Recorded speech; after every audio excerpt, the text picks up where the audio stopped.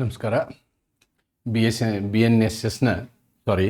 N ಎಸ್ನ ಇನ್ನೊಂದು ಪ್ರಮುಖ ವಿಡಿಯೋನ ನಿಮ್ಮ ಮುಂದೆ ತರ್ತಾ ಇದ್ದೀನಿ. This is about offences against woman and children.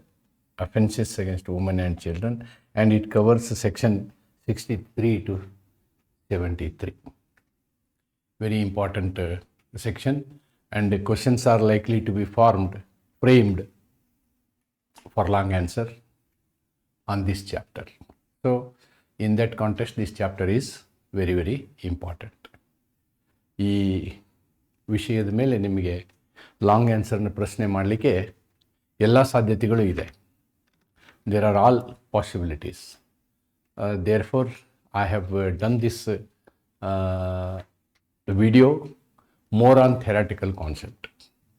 ಸೆಕ್ಷನ್ಗಳನ್ನು, ಬೇರೆ ಆ್ಯಕ್ಟ್ಗಳನ್ನು, ಕೋಡ್ಗಳನ್ನು ಅನಲೈಸ್ ಮಾಡುವ ಬದಲು ಕಾನ್ಸೆಪ್ಟನ್ನು ನಿಮ್ಮ ಮುಂದೆ ತರಲಿಕ್ಕೆ ನಾನು ಒಂದು ಪ್ರಯತ್ನವನ್ನು ಮಾಡ್ತಾಯಿದ್ದೀನಿ.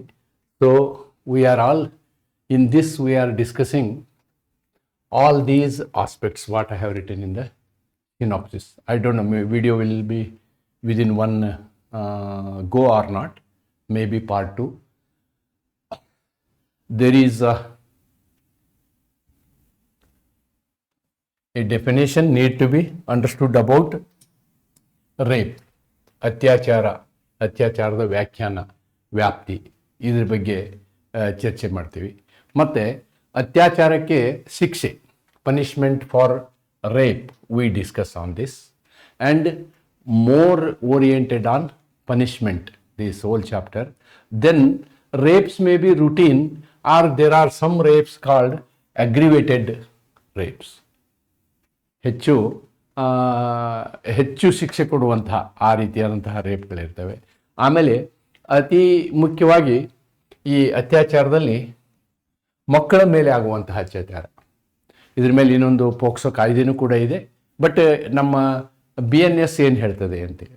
ಆಮೇಲೆ there is a situation called PVS.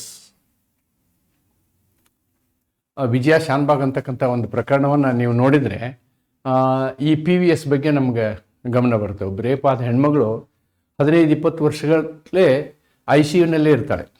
Ultimately ದಯಾಮರಣವನ್ನು ಕೊಡಬೇಕಾಗ್ತದೆ ಅವಳಿಗೆ. ಅದು ಆ ಥರದಂತಹ ಸಿಚುವೇಶನಲ್ಲಿ ಏನಾಗ್ತದೆ. ಆಮೇಲೆ there may be a situation where husband and wife issue is there, whether it constitutes rape ಅಂತಕ್ಕಂಥದ್ದು. Then there are persons in the dominant position, ಅಥಾರಿಟಿಯಲ್ಲಿರ್ತಕ್ಕಂಥ ವ್ಯಕ್ತಿಗಳು, ಅವರು ಮಾಡುವಂತಹ ಒಂದು ಲೈಂಗಿಕ ಹರಾಸ್ಮೆಂಟ್ ಏನಿರ್ತದೆ. ಆಮೇಲೆ ಮೋಸ ಮಾಡಿ ನಾ ಮದುವೆ ಆಗ್ತೀನಿ ಅದೊಂದು ಮತ್ತೊಂದು ಏನೇನೋ ಹೇಳಿಬಿಟ್ಟು ಆ ರೀತಿ ನೀವು ಸೆಕ್ಷುವಲ್ ಇಂಟರ್ಕೋರ್ಸ್ ಮಾಡುವಂತಹ ಸಂದರ್ಭದಲ್ಲಿ ಏನಾಗುತ್ತೆ.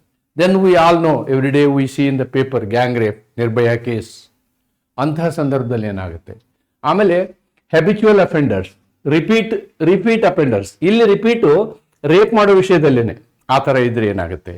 ದೆನ್ ಈ ರೀತಿಯಾದಂತಹ ಪ್ರಕರಣಗಳು ನ್ಯಾಯಾಲಯದ ಮುಂದೆ ಬಂದರೆ ಆ ಒಂದು ಸಂತ್ರಸ್ತೆಯ ಹೆಸರನ್ನು, ಐಡೆಂಟಿಟಿಯನ್ನು ರಕ್ಷಿಸುವಂತಹ ಕ್ರಮ ಅಷ್ಟೇ ಅಲ್ಲ, ಕೋರ್ಟ್ನಲ್ಲಿ ನಡೆದಂತಹ ಅಂತಹ ಪ್ರಕರಣಗಳ ವಾದ ವಿವಾದಗಳನ್ನು ಪ್ರಕಟಿಸುವಂತಹ ಸಂದರ್ಭ, ಇವುಗಳು ಯಾವ ರೀತಿ ನಡೀತವೆ ಅಂತಕ್ಕಂಥದ್ದು, ಈ ಎಲ್ಲ ವಿಷಯಗಳನ್ನು ಒಳಗೊಂಡಂತೆ ನಾವು ಈ ಒಂದು ಚರ್ಚೆಯನ್ನು ಮಾಡ್ತೀವಿ. ಈ ಚರ್ಚೆ ಮಾಡೋದಕ್ಕಿಂತ ಮೊದಲು ನಾನು ಕಾನ್ಸೆಪ್ಟ್ನ ನಿಮಗೆ ಈ ರೀತಿ ಬ್ರೀಫ್ ಆಗಿ ಒಂದು ಕಾನ್ಸೆಪ್ಚುವಲ್ ಐಡಿಯಾ ನೀವು ಇಟ್ಕೊಳ್ಬೇಕು ಅಂತಕ್ಕಂಥದ್ದನ್ನು ನಾನು ಇಲ್ಲಿ ಬರೀತೀನಿ. ಫಸ್ಟ್, ರೇಪ್, ಅತ್ಯಾಚಾರ ಅಂದ್ರೆ ಏನು ಅಂತ ನೋಡ್ತೀವಿ. ರೇಪ್ ಪ್ರಸಂಗದಲ್ಲಿ ಒಂದು ಸಾಮಾನ್ಯವಾದಂಥ ಪ್ರಕರಣ, ಜನರಲ್, ಇಲ್ಲಿ ಬೇರೆ ರಿಲೇಷನ್ ಏನಿರೋದಿಲ್ಲ. There is a general situation, and then there is a situation where there are authority or some public authorities like police, hospital, and other in charge, jail in charge.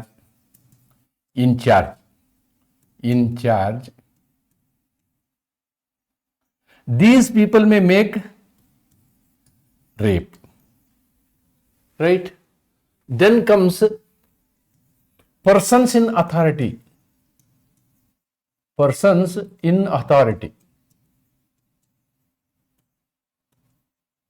Here it is not rape.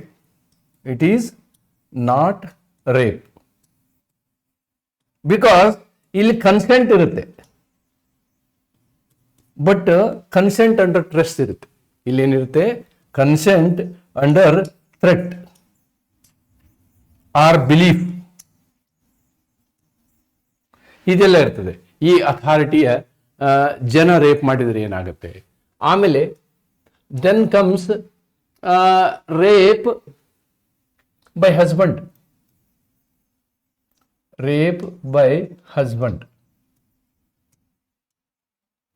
There is one more situation, and ultimately the other aspect, vitiated aspect of this is gang rape.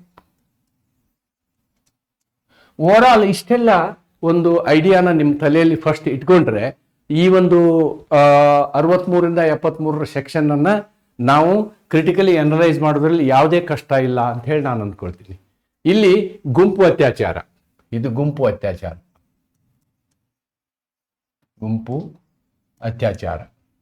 ಇಲ್ಲಿ ಸಾಮಾನ್ಯವಾಗಿ ನಡೆಯುವಂಥವು. ಇಲ್ಲಿ mens rea ಇರೋದಿಲ್ಲ. No consent.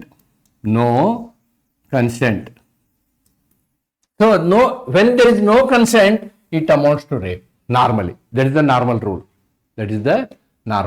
ಆರ ನಮ್ಮ ಲಾ ಏನ್ ಹೇಳುತ್ತಂದ್ರೆ consent ಇದ್ದಾಗೂ ಕೆಲವು ಸಂದರ್ಭದಲ್ಲಿ ನಾವು ಪನಿಷ್ಮೆಂಟ್ ಕೊಡ್ತೇವೆ ಅಂತ ನಮ್ಮ ಕಾನೂನು ಹೇಳುತ್ತೆ, ರೈಟ್? ದೆನ್ ಇವ್ರು ಏನ್ ಮಾಡ್ತಾರೆ, ತಮ್ಮ ಆ ಪೊಸಿಷನ್ ಅಂತಹ ಪೊಸಿಷನ್ ಅನ್ನು ಉಪಯೋಗ ಮಾಡ್ಕೊಂಡು ಇಲ್ಲಿ ಏನ್ ಮಾಡ್ತಾರೆ, ಅವರ ಒಬ್ಬಂಟಿತನವನ್ನು ನೋಡ್ಕೊಂಡು ರೇಪ್ ಮಾಡ್ತಾರೆ. ಓಕೆ, ಪೊಲೀಸರು, ಮಹಿಳೆ ಪೊಲೀಸ್ಗೆ ಹೋಗಿರ್ತಾಳೆ, ಹೆದರ್ಸಿ, that under threat, they will do under threat.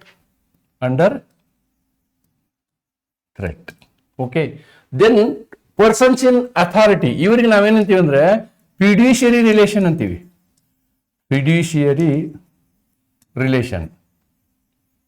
ಇಲ್ಲಿ ಇವ್ರು ಪೊಲೀಸರು ಇರ್ಬೋದು, ಹಾಸ್ಪಿಟಲ್ ಇರ್ಬೋದು, ಜೈಲ್ ಅಧಿಕಾರಿಗಳಿರ್ಬೋದು, ಇವ್ರು ಮಾಡುವಂಥದ್ದು ಕೂಡ ಅತ್ಯಾಚಾರ. ಅವ್ರ ಪೊಸಿಷನ್ ಇಂದ ಮಾಡ್ತಾರೆ ಅವರು. ಇಲ್ಲಿ ಇನ್ನೊಂದು ಅಥಾರಿಟಿ ಇರ್ತಕ್ಕಂಥದ್ದು. ಅಥಾರಿಟಿ ಅಂತಂದ್ರೆ ಹೆಂಗೆ, ಈಗ for example A person is in authority, ಅವ್ರನ್ನ ನಂಬಿರ್ತಾರೆ ಇವರು, ನಂಬಿಸಿ ಕನ್ಸೆಂಟ್.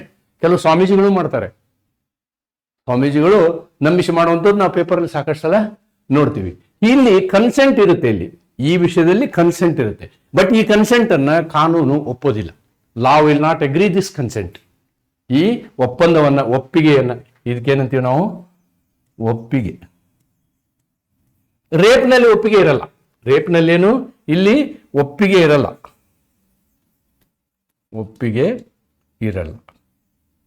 ಓಕೆ, ಇದು ಆದ ನಂತರ ಸೆಕ್ಷನ್ 70, ಇಲ್ಲಿ ನಾವು ಗ್ಯಾಂಗ್ ರೇಪ್ ಅಂತ ತಗೋತೀವಿ ಸೆಕ್ಷನ್ 70ಯಲ್ಲಿ. So that is a separate issue. ಆಮೇಲೆ ರೇಪ್ ಬೈ ಹಸ್ಬೆಂಡ್. ಯಾವುದೇ ಒಬ್ಬ ಮದುವೆಯಾದ ವ್ಯಕ್ತಿ ಅಕಸ್ಮಾತ್ ಅವನ ಹೆಂಡತಿ 18 ವರ್ಷದ ಕೆಳಗಿದ್ಲು ಅಂತ ಇಟ್ಕೊಳ್ಳಿ, then he cannot make sexual intercourse. So that becomes a rape. ಆಮೇಲೆ ಹಸ್ಬೆಂಡ್ ಅಂಡ್ ವೈಫ್ ಸಪರೇಟ್ ಇರುವಂತಹ ಪ್ರಸಂಗ ಬರ್ತವೆ. Especially this is we are in to 21st 22nd century. All these things are common. ಈ ಒಂದು ಕಾನ್ಸೆಪ್ಟ್ ಅನ್ನ ಇಟ್ಕೊಂಡು ನಾವು we will proceed to understand rape. Yes, it starts from section 63 and this is the starting point of chapter 5 of BNS. BNS ನ 5ನೇ ಅಧ್ಯಾಯದಲ್ಲಿ ನಾವು ಇದನ್ನು ನೋಡ್ತೀವಿ. ಆಮೇಲೆ ನಾವು ಏನು ಮಾಡ್ತೀವಿ ಅಂದರೆ ಸೆಕ್ಷನ್ 63ರಿಂದ 70ರವರೆಗೆ ನೋಡ್ತೀವಿ ನಾವು. We are going to see it up to section 73. 63ರಿಂದ 73 ಸೆಕ್ಷನ್ಗಳನ್ನು ನಾವಿಲ್ಲಿ ನೋಡ್ತೀವಿ. ಮೊದಲನೇ ಸೆಕ್ಷನ್ ಏನು ಮಾಡುತ್ತೆ ಅಂತಂದ್ರೆ ರೇಪ್ ಅಂದ್ರೆ ಏನು ಅನ್ನೋ ಎಕ್ಸ್ಪ್ಲನೇಷನ್ ಕೊಡ್ತದೆ. ರೇಪ್ ಅಂದ್ರೆ ಏನು ಅಂತಕ್ಕಂಥ ಒಂದು ವಿವರಣೆ ಏನು ಕೊಡ್ತದೆ. Section 63 defines rape defines the offense rape. The offense rape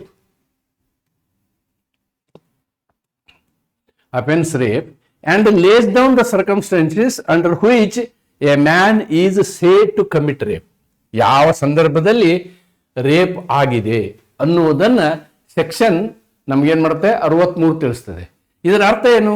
rape under section 63 is not confined to merely absence of consent. ನೋಡಿ, ರೇಪ್ ಅಂತಕ್ಕಂಥ ಶಬ್ದ ಎಲ್ಲಿ ಬರ್ತದೆ ಅಂತಂದ್ರೆ, ಎಲ್ಲಿ ಒಪ್ಪಿಗೆ ಇಲ್ಲದೆ ನಡೆಯುವಂತಹ ಏನ್ ಹೇಳ್ತೀವಿ ನಾವು ಅದಕ್ಕೆ, ಸೆಕ್ಸುವಲ್ ಇಂಟರ್ಕೋರ್ಸ್ ಏನ್ ನಡೀತದೆ ಅದನ್ನ ನಾವೇನಂತೀವಿ? ರೇಪ್ ಅಂತೀವಿ. ಒಪ್ಪಿಗೆ ಇಲ್ಲದೆ ನಡೆಯುವಂತಹ ಒಂದು ಪ್ರಕ್ರಿಯೆಗೆ ರೇಪ್ ಅಂತೀವಿ. ಆದ್ರೆ ನಮ್ಮ ಕಾನೂನು ಹಂಗಲ್ಲ. But also covers vitiated consent. ನೀವು ಒಪ್ಪಿಗೆಯನ್ನು ಹೆಂಗ್ ತಗೊಂಡಿರ್ತೀರಿ? ಅವರು ಪೂರ್ಣ ಮನಸ್ಸಿನಿಂದ ಕೊಟ್ಟಿದ್ದಲ್ಲ. It is not from volition. Not from volition. Volition ಅಂತ ಒಂದು ಶಬ್ದ ಬರುತ್ತೆ, ಒಲಿಷನ್. ಈ ಒಲಿಷನ್ ಅಂದ್ರೆ ಸ್ವಯಂ ಪ್ರೇರಣೆಯಿಂದ. ಸ್ವಯಂ ಪ್ರೇರಣೆಯಿಂದ. ಅದು ಸ್ವಯಂ ಪ್ರೇರಣೆಯಿಂದ ಆದ್ರೆ ಅದು ಆಗೋದಿಲ್ಲ. ಆದ್ರೆ ಆ ಪ್ರೇರಣೆ, ಒಪ್ಪಿಗೆ ಕೊಟ್ಟಂತ ಒಪ್ಪಿಗೆ ಕೂಡ ಯಾವುದೇ ರೀತಿಯಾದಂಥ ಹೊರಗಿನ ಒತ್ತಡದಿಂದ ಇದ್ರೆ, ಕನ್ಸೆಂಟ್ ಆಬ್ಟೈನ್ಡ್. ನೋಡಿ, ಎಂತೆಂಥ consent? Fear, misconception, disease, intoxication or incapacity. ಈ ಎಲ್ಲ ಸಂದರ್ಭಗಳಲ್ಲಿಯೂ ಕೂಡ ಅದೇನಾಗುತ್ತೆ? ರೇಪ್ ಆಗುತ್ತೆ. ಹೆದರಿಕೆಯಿಂದ ಅಥವಾ ನೀವು ಏನು ತಪ್ಪು ಗ್ರಹಿಕೆಯಿಂದ ಅಥವಾ ಮೋಸದಿಂದ ಅಥವಾ ಒತ್ತಾಯಪೂರ್ವಕವಾಗಿ ಅವ್ರು ಕುಡಿಸೋದ್ರಿಂದ ಅಥವಾ ಒಂದು ಮೂಕ ಹೆಣ್ಮಗಳು ಇರ್ತಾಳೆ, ಶಿ ಕೆನಾಟ್ ರೆಸಿಸ್ಟ್, ಕನ್ಸೆಂಟ್ ಕೊಡೋಕ್ಕೆ ಆಗಲ್ಲ ಆಕೆಗೆ, ಅವಳ ಇನ್ಕೆಪಾಸಿಟಿ. ಇಂತಹ ಸಂದರ್ಭದಲ್ಲಿ ಮಾಡಿದಂಥವೆಲ್ಲವನ್ನು ನಾವೇನಂತೀವಿ? ರೇಪ್ನ ಅರ್ಥದಲ್ಲಿ ತೆಗೆದುಕೊಳ್ತೀವಿ. See, that is what is the very very important. So ಈ ರೀತಿಯಾದಂತಹ ಅಂದ್ರೆ ಒಪ್ಪಿಗೆ ಇರಲಾರ್ದಂತಹ ಮಾಡಿದಂತಹ ಈ ಸಂಭೋಗ ಕ್ರಿಯೆ ಇದೆಯಲ್ವಾ, ಅದನ್ನ ನಾವು ರೇಪ್ ಅಂತೀವಿ.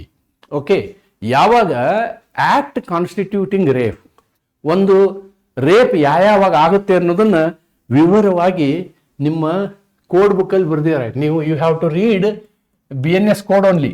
BNS ಕೋಡ್, ಬೇರೆ ಕಾನೂನ ನೀವು ಓದಿ.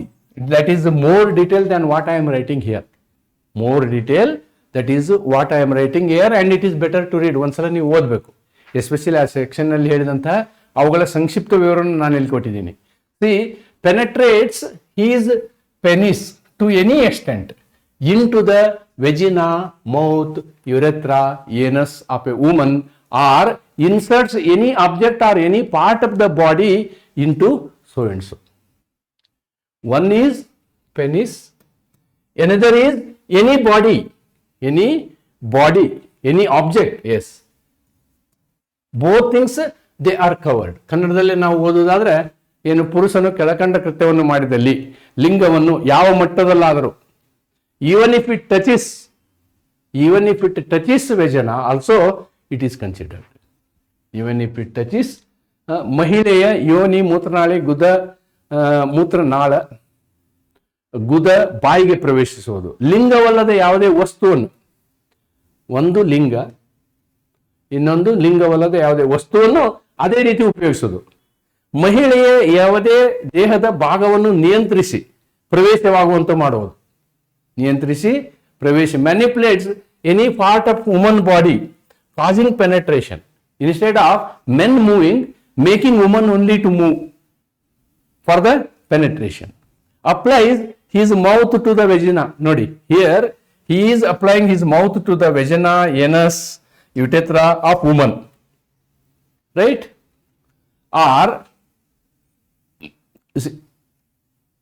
ಮಹಿಳೆಯ ಯೋನಿಗೆ, ಮೂತ್ರನಾಳಿಗೆ ಬಾಯಿಯನ್ನು ತಾಗಿಸುವುದು. Provided such act is done under circumstances described in section 63.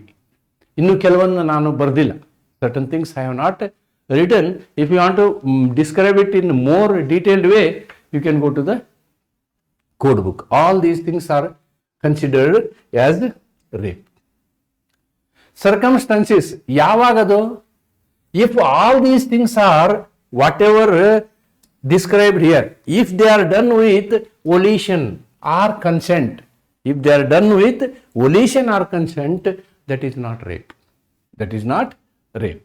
If that is done in this condition circumstances amounting to rape. ಸಂದರ್ಭಗಳು, ಯಾವ ಸಂದರ್ಭದಲ್ಲಿ ಈ ಹಿಂದಿನ ಸ್ಲೈಡ್ನಲ್ಲಿ ಹೇಳಿದಂತಹ ಕ್ರಿಯೆಗಳು ಅವು ಅತ್ಯಾಚಾರ ಆಗ್ತವೆ.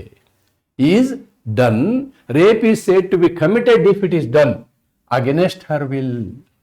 ಅವಳ ಮನಸ್ಸು ಇರಲಾರ್ದೆ, ಅವಳಿಗೆ ಮಾನಸಿಕವಾಗಿ ಅವಳಿಗೆ ಇಚ್ಛೆ ಇಲ್ಲದ ಸಂದರ್ಭದಲ್ಲಿ, ಇಚ್ಛೆ ಇಲ್ಲದ,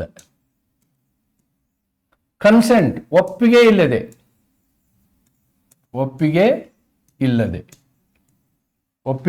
ಇದ್ರೂ ಮಾಡೋಕ್ಕಾಗೋದಿಲ್ಲ, ಒಪ್ಪಿಗೆ ಇಲ್ಲದಿದ್ರೂ ಮಾಡೋಕ್ಕಾಗಲ್ಲ. ಬಟ್ ವಿತ್ ಹರ್ ಕನ್ಸೆಂಟ್, ನೀವು ಒಪ್ಪಿಗೆ ತಗೊಂಡಿದ್ದೀರಿ, ಪರವಾಗಿಲ್ಲ, you have taken the consent. But how you have taken it? ನಾನು ನಿನ್ನ ಸಾಯಿಸ್ತೀನಿ, ನಿನ್ನ ಕೊಲ್ತೀನಿ, ನಿನ್ನ ಗಾಯ ಮಾಡ್ತೀನಿ, ನಿನ್ನ ಕೈ ಕತ್ತರಿಸ್ತೀನಿ, ಆ ರೀತಿ ಹೆದರಿಕೆಯಿಂದ ಕೊಟ್ಟಂತಹ ಒಪ್ಪಿಗೆ ಇದೆಯಲ್ಲ, ಅದು ಕೂಡ ಒಪ್ಪಿಗೆ ಇದ್ದರೂ ಕೂಡ. With her consent, when the man knows that he is not her husband and that her consent is given because she believes that she is husband. A peculiar example. 1, 2, 3, 4. Fourth one ಹೇಗೆ ಅಂತಂದ್ರೆ, ಆ ಹೆಣ್ಣು ಮಗಳು ಇವನೇ ನನ್ನ ಗಂಡ ಅಂತ ಹೇಳಿ ಒಪ್ಪಿಗೆ ಕೊಡ್ತಾಳೆ. ಆದರೆ ಆ ಗಂಡಸಿಗೆ ಗೊತ್ತಿರುತ್ತೆ ಇವಳು ನನ್ನ ಹೆಂಡತಿ ಅಲ್ಲ ಅಂತ. ಅಂತ ಸಂದರ್ಭದಲ್ಲಿ ಮಾಡಿದಂತಹ ಸಂಭೋಗವು ಕೂಡ ರೇಪ್ನೊಳಗೆ ಬರ್ತದೆ. ಒಂದು ಹೆಣ್ಣುಮಗಳು ಇವನೇ ನನ್ನ ಗಂಡ ಅಂತ ತಪ್ಪು ಕಲ್ಪನೆ ಮಾಡ್ಕೊಂಡಿರ್ತಾಳೆ, ಆದರೆ ಆ ಗಂಡಸಿಗೆ ಗೊತ್ತಿರುತ್ತೆ ಇವಳು ನನ್ನ ಹೆಂಡತಿ ಅಲ್ಲ ಅಂತ. ಅಂತಹ ಸಂದರ್ಭದಲ್ಲಿ ಮಾಡಿದಂತಹ ಸಂಭೋಗವು ಕೂಡ ರೇಪ್ ಆಗುತ್ತೆ. ಆಮೇಲೆ with consent, when she is of unsound mind, unsound mind or intoxicated or incapable of understanding the nature and consequences of the consent. ಯಾರಿಗೆ ಬುದ್ಧಿಮಾಂದ್ಯತೆ ಇರ್ತದೆ, ಯಾರಿಗೆ ಅದರಿಂದ ಏನಾಗುತ್ತೆ ಅನ್ನುವಂತಹ ಪರಿಕಲ್ಪನೆ ಇರೋದಿಲ್ಲ, ಅಂತಹ ವ್ಯಕ್ತಿಗಳ ವಿಷಯದಲ್ಲಿಯೂ ಕೂಡ ಕನ್ಸೆಂಟ್ ಇದ್ರೂ ಕೂಡ ಅದು ರೇಪ್ ಆಗುತ್ತೆ. With or without consent when she is under 18 years of age. 18 ವರ್ಷದ ಒಳಗಿರುವಂತಹ ಯಾವುದೇ ಹೆಣ್ಣು ಮಗಳಿಗೆ ಅವಳು ಒಪ್ಪಿಗೆ ಇದೆಯೋ ಒಪ್ಪಿಗೆ ಇಲ್ಲವೋ ನೀವು ಸಂಭೋಗ ಮಾಡಿದರೆ ಅದು ಏನಾಗುತ್ತೆ? ಅತ್ಯಾಚಾರ ಆಗುತ್ತೆ. ಈ ಎಲ್ಲ ಸಂದರ್ಭಗಳಲ್ಲಿ ಅದನ್ನು ನಾವೇನ್ ಮಾಡ್ತೀವಿ? ಅತ್ಯಾಚಾರ ಅಂತ ಹೇಳ್ತೀವಿ. ಈ ಎಲ್ಲ ಕ್ರಿಯೆಗಳನ್ನು ಮಾಡಿದ ಈ ಎಲ್ಲ ಸಂದರ್ಭದಲ್ಲಿ ಅದು ಏನಾಗ್ತದೆ? ಅತ್ಯಾಚಾರ ಆಗುತ್ತೆ. ಅದನ್ನು ಇಲ್ಲಿ ಕನ್ನಡದಲ್ಲಿ ಎಕ್ಸ್ಪ್ಲೇನ್ ಮಾಡಿದ್ದೀನಿ. Then consent explained. ನೋಡಿ, ಕನ್ಸೆಂಟ್ ಅನ್ನೋದರ ಒಂದು ವಿವರವನ್ನು ತಿಳ್ಕೊಳ್ಳೋಣ, ಯಾಕಂದ್ರೆ ಅದರಲ್ಲಿ ಇರ್ತಕ್ಕಂಥದ್ದೇ very important. What is meant by consent? Consent means an unequivocal voluntary agreement. ನೋಡಿ, ಎಂಥ ಒಪ್ಪಂದ ಇದು, ಎಂಥ ಒಪ್ಪಿಗೆ ಇದು. ಎಂಥ ಒಪ್ಪಿಗೆ ಅಂತಂದ್ರೆ ಏನು? ಸ್ಪಷ್ಟ ಮತ್ತು ಸ್ವಯಂ ಸಮ್ಮತದ ಒಪ್ಪಿಗೆ. ಸ್ಪಷ್ಟ ಮತ್ತು ಸ್ವಯಂ ಮನಸ್ಸಿನ ಒಪ್ಪಿಗೆ.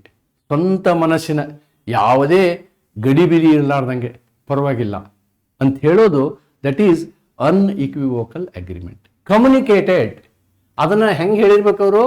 By words, by gestures or any form of verbal, non verbal communication. ಆ ರೀತಿ ಹೇಳಿದ್ರೆ ಅದಕ್ಕೆ ನಾವು ಕನ್ಸೆಂಟ್ ಅಂತೀವಿ. Mere lack of physical resistance does not amount to consent. ನೋಡಿ, ಒಮ್ಮೊಮ್ಮೆ ಏನಾಗುತ್ತೆ ಅಂತಂದ್ರೆ ಕನ್ಸೆಂಟ್ ಕೊಟ್ಟಿರೋದಿಲ್ಲ, ಬಟ್ ರೆಫ್ಯೂಸ್ ಮಾಡಿರೋದಿಲ್ಲ. ಅದು that is the situation. If the lady is simply silent, then also it is not consent. Silence is not a consent. Silence is not consent in case of rape. In case of rape, ಅತ್ಯಾಚಾರದ ವಿಷಯದಲ್ಲಿ ಸುಮ್ಮನೆ ಇರುವುದನ್ನು ಒಪ್ಪಿಗೆ ಎಂದು ಒಪ್ಪಲಾಗುವುದಿಲ್ಲ. ಶಾರೀರಿಕ ಪ್ರತಿರೋಧ ಇಲ್ಲದೆ ಇರುವುದೇ ಒಂದು ಸಮ್ಮತಿ ಎಂದು ಪರಿಗಣಿಸಲು ಸಾಧ್ಯವಿಲ್ಲ. ಇದಕ್ಕೊಂದು ಎಕ್ಸೆಪ್ಷನ್ ಇದೆ. What is exception? Sexual intercourse or sexual acts by a man with his own wife. With his own wife is not rape. ನೋಡಿ, ಇದನ್ನು ಬಿಟ್ಟುಬಿಡಿ. 18 ವರ್ಷದ ಕೆಳಗಿನವ್ರನ್ನ ಬಿಟ್ಟುಬಿಡಿ. 18 ವರ್ಷದ ಕೆಳಗಿನವರು ಅಲ್ಲದವರು, ಗಂಡ ಹೆಂಡತಿ ಇದ್ದವರು, ಅವರು ಸೆಕ್ಸುವಲ್ ಇಂಟರ್ಕೋರ್ಸ್ ಮಾಡಿದರೆ ಅದನ್ನು ರೇಪ್ ಅಂತ ಹೇಳಿ ಕನ್ಸಿಡರ್ ಮಾಡೋದಿಲ್ಲ. ವ್ಯತಿರೇಕ, ಇದೊಂದು ಅಪವಾದ. ಅದನ್ನು ನಾವು ರೇಪ್ ಅಂತ ಹೇಳಕ್ಕಾಗತ್ತಿಲ್ಲ. ಬಟ್ ಅದೇ ಹೆಂಡತಿ 18 ವರ್ಷ ಕ್ರಾಸ್ ಆಗಿಲ್ಲ ಅಂದ್ರೆ ಇಟ್ ಬಿಕಮ್ಸ್ ರೇಪ್. 18 ವರ್ಷದಿಂದ ಕೆಳಗಿದ್ಲು ಅಂದ್ರೆ, if she is under the age of 18 years, 18 ವರ್ಷದಿಂದ ಕೆಳಗಡೆ ಇದ್ರೆ ಅದು ರೇಪ್ ಆಗುತ್ತೆ. ಆದ್ರೆ 18 ವರ್ಷದ ಮೇಲಿದ್ರೆ ಅದು ನಿಮ್ಮ ಅಪವಾದದ ಕ್ಲಾಸಲ್ಲಿ ಬರ್ತದೆ. ಅಪವಾದ, ಇಟ್ ಈಸ್ ಎ ಎಕ್ಸೆಪ್ಷನ್ ಅಂಥೇಳಿ ನೀವಿಲ್ಲಿ ಗಮನಿಸಬೇಕು. Yes, see 63 I have so far explained you what is meant by rape. 63ರಲ್ಲಿ ಅತ್ಯಾಚಾರ ಅಂದ್ರೆ ಏನು ಅನ್ನೋದನ್ನು ವಿವರವಾದ ರೀತಿಯಲ್ಲಿ ನಾನು ಎಕ್ಸ್ಪ್ಲೇನ್ ಮಾಡಿದ್ದೀನಿ. ನಿಮಗೆ question may be like this: what is rape? In what circumstances sexual intercourse can be considered as rape? ಈ ರೀತಿ ಪ್ರಶ್ನೆ ಕೇಳ್ಬೋದು ನೀವು. ಅತ್ಯಾಚಾರ ಎಂದರೇನು, ಯಾವ ಸಂದರ್ಭದಲ್ಲಿ ಅದನ್ನು ಅತ್ಯಾಚಾರ ಎನ್ನಬಹುದು, ಯಾವ ಚಟುವಟಿಕೆಗಳಿಗೆ ಅತ್ಯಾಚಾರ ಎನ್ನಬಹುದು. ಸೊ ಇಲ್ಲೆಲ್ಲ ಬರೆದಿದ್ದೀನಿ ನಾನು. I have written all those things. So these are all the activities, these are all the situations, okay. So now I am going to punishment. Punishment for rape. ಅತ್ಯಾಚಾರ ಅಂದ್ರೆ ಏನು ಅನ್ನೋದನ್ನು ಸೆಕ್ಷನ್ 63ನಲ್ಲಿ ಕ್ಲಿಯರ್ ಮಾಡಿಬಿಟ್ಟಿದ್ದೀವಿ. ಈಗ ಅದಕ್ಕಿರ್ತಕ್ಕಂತಹ ಶಿಕ್ಷೆಗಳೇನು ಅನ್ನೋದನ್ನು ನಾವು ನೋಡ್ತೀವಿ. Section 64 prescribes punishment for the offence of rape defined under section 63. Therefore, section 63 and section 64 are to be always read together. You are a lawyer, you are a police, or you are a judge, magistrate. These two articles are always read together. The object of section 64 is very important. Again, we will go to the principles of punishment, penology, concept of penology. See, deterrent, proportionate, just oriented punishment for rape. Because ಇಲ್ಲಿ ನಾವು ರೇಪಲ್ಲಿ ಏನು ಮಾಡ್ತೀವಿ ಅಂದರೆ ಅನೇಕ classification ಮಾಡಿದ್ದೀವಿ. ಶಿಕ್ಷೆಯ ಪ್ರಮಾಣವನ್ನು ಕಡಿಮೆಯಿಂದ ಹೆಚ್ಚು ಮಾಡ್ತಾ ಹೋಗಿ ಕೊನೆಗೆ ಗಲ್ಲು ಶಿಕ್ಷೆಯನ್ನು ಕೊಡುವಂತಹ ಪ್ರಸಂಗಗಳನ್ನು ನಾವು ಈ ಒಂದು ಸೆಕ್ಷನ್ನಲ್ಲಿ ನೋಡ್ತೀವಿ. Rape recognising it as a serious violation of bodily dignity and autonomy of the woman. ನೆನ್ಪಿಟ್ಕೊಳ್ಳಿ, a sexual activity without the consent of a woman is almost like making injury to the body. It is so much painful. It is so much heinous. No human being is supposed to do that. A civilized society will not accept this. That's a very important thing. Therefore, serious violation of bodily integrity. It will create bodily injuries, dignity, her dignity in the society, and autonomy of woman, her autonomy, ಅವಳ ಒಂದು ಗೌರವ, okay, ಸ್ವಾಯತ್ತತೆ ಮೇಲೆ ಕೆಟ್ಟ ಪರಿಣಾಮವನ್ನು ಬೀರುವಂತಹ ಒಂದು ಕ್ರಿಯೆ ಮಾನವನಾದವನು ಇದು ಮಾಡಬಾರ್ದು. They should not do this. That is the purpose of punishment. This is the purpose of punishment. General punishment for rape. There are various, ನಾನು ನಿಮಗೆ ಎಕ್ಸ್ಪ್ಲೇನ್ ಮಾಡಿದ್ದೀನಿ. I have already explained various types, ಎಂತೆಂಥ ಸಂದರ್ಭದಲ್ಲಿ ಯಾವ ಶಿಕ್ಷೆ ಕೊಡಬೇಕು ಅಂತ ಹೇಳಿ. First thing, all these are cognizable offenses. Rape related offenses are cognizable and all are tried by session court. ಇವೆರಡನ್ನು ನೆನ್ಪಿಟ್ಕೋಬೇಕು ನೀವು. Number 1, whoever commits rape shall be punished with rigorous imprisonment for a term not less than 10 years. This is the first situation. And the punishment is RI, 10 years. What is RI? What is SI? SI means you will be kept in jail. You are not given labor work. RI means ನಿಮಗೆ ಕಲ್ಲು ಹೊಡಿಯಕ್ಕೆ ಕೊಡ್ತಾರೆ. All hard labour is given to you, you should work for the jail there. ಆ ರೀತಿ ಕೆಲಸಗಳನ್ನು ಕೊಡ್ತಾರೆ. ಅದಕ್ಕೆ ನಾವು rigorous imprisonment which may extend for life. ಇದನ್ನ ಏನ್ ಮಾಡ್ಬೋದು, ಜೀವಾವಧಿ ಶಿಕ್ಷೆಗೂ ಅದನ್ನ ಮುಂದುವರಿಸಬಹುದು. And shall be liable to fine also. ಅದಕ್ಕೆ ಏನ್ ಮಾಡ್ಬೋದು ಅಂತಂದ್ರೆ ದಂಡವನ್ನು ಹಾಕ್ಬೋದು. Therefore here the punishment is 10 year RI fine life imprisonment,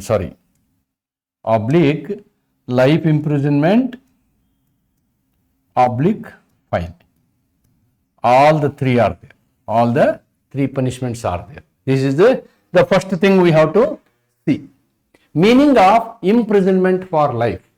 Imprisonment for life according to section 64 is for the remainder of the natural life of the offender. ಸಾಯೋ ತನಕ ಅಲ್ಲಿರ್ಬೇಕು ಅವನು, unless lawfully remitted.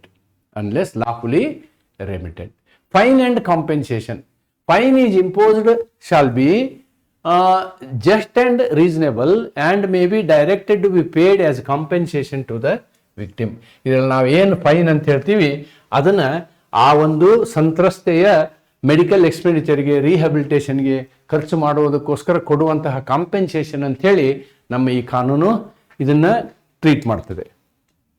Then aggravated forms of rape. Whatever I have discussed in the first part. This part is 65 part 1. This part is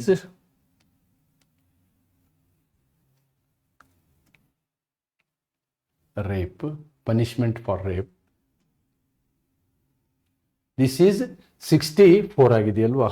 Yes, 64, 64. Yes, this whatever we have written here is, it forms part of section 64 subclass 1. This is one class. That is general class. Now I will come to special class. What is special class? Yes, 64 class 2. 64 class 2 ಏನ್ ಬಗ್ಗೆ ಮಾತಾಡ್ತದೆ ಅಂತ ಹೇಳಿ ನೀವೇನಾದ್ರು ನೋಡೋದಾದ್ರೆ, ಭಾರತೀಯ ನ್ಯಾಯ ಸಂಹಿತ provides for enhanced punishment. For when the rape is committed under aggravating circumstances, particularly where the offender abuses a position, trust or dominance. ನೋಡಿ, ಅವನಿಗೆ ಒಂದು ಸ್ಥಾನಮಾನ ಇರ್ತದೆ, ಒಂದು ನಂಬಿಕೆಯಂತಹ ವಿಷಯ ಇರ್ತದೆ, ಡಾಮಿನೆಂಟ್ ಪೊಸಿಷನ್ ನಲ್ಲಿ ಇರ್ತಾನೆ.